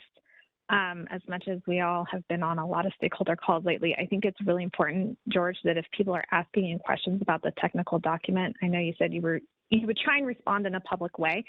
If we can maybe set up a call to walk through that, because as much as I love to digest all those formulas, talking through them practically and answering questions and hearing what everyone else is asking is really useful. So I have a question that I don't think is in that technical document, but I think it's really important, especially when it comes to the mitigation and whether or not it's even feasible to do the mitigation, and if it makes sense to do the mitigation the way you guys are proposing. So I guess the ask is, can we set up a time to walk through that document and have you kind of answer all the questions that people have? Yeah, we'll let James and Isabella to see what we can do about that. Maybe this could be a limited call. I don't think we'll have very wide participation, but let us see what is the best forum to do this. Okay, thank you. Appreciate that. All right. I'm not seeing any other questions, so we will move to next steps. So comments will be due December 21st. We'll get the comments template up for all of you either by end of day today or tomorrow morning.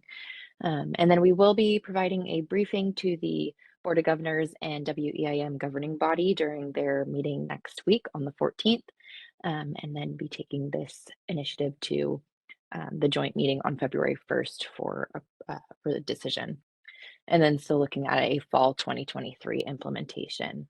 So the link on the bottom of this page just goes out to the initiative page where you'll find all the materials related to the draft final proposal as well as the comments template.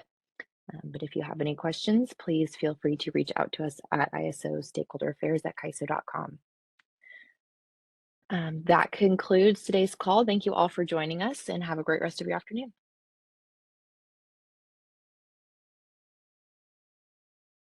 That concludes today's conference. Thank you for using Event Services. You may now disconnect.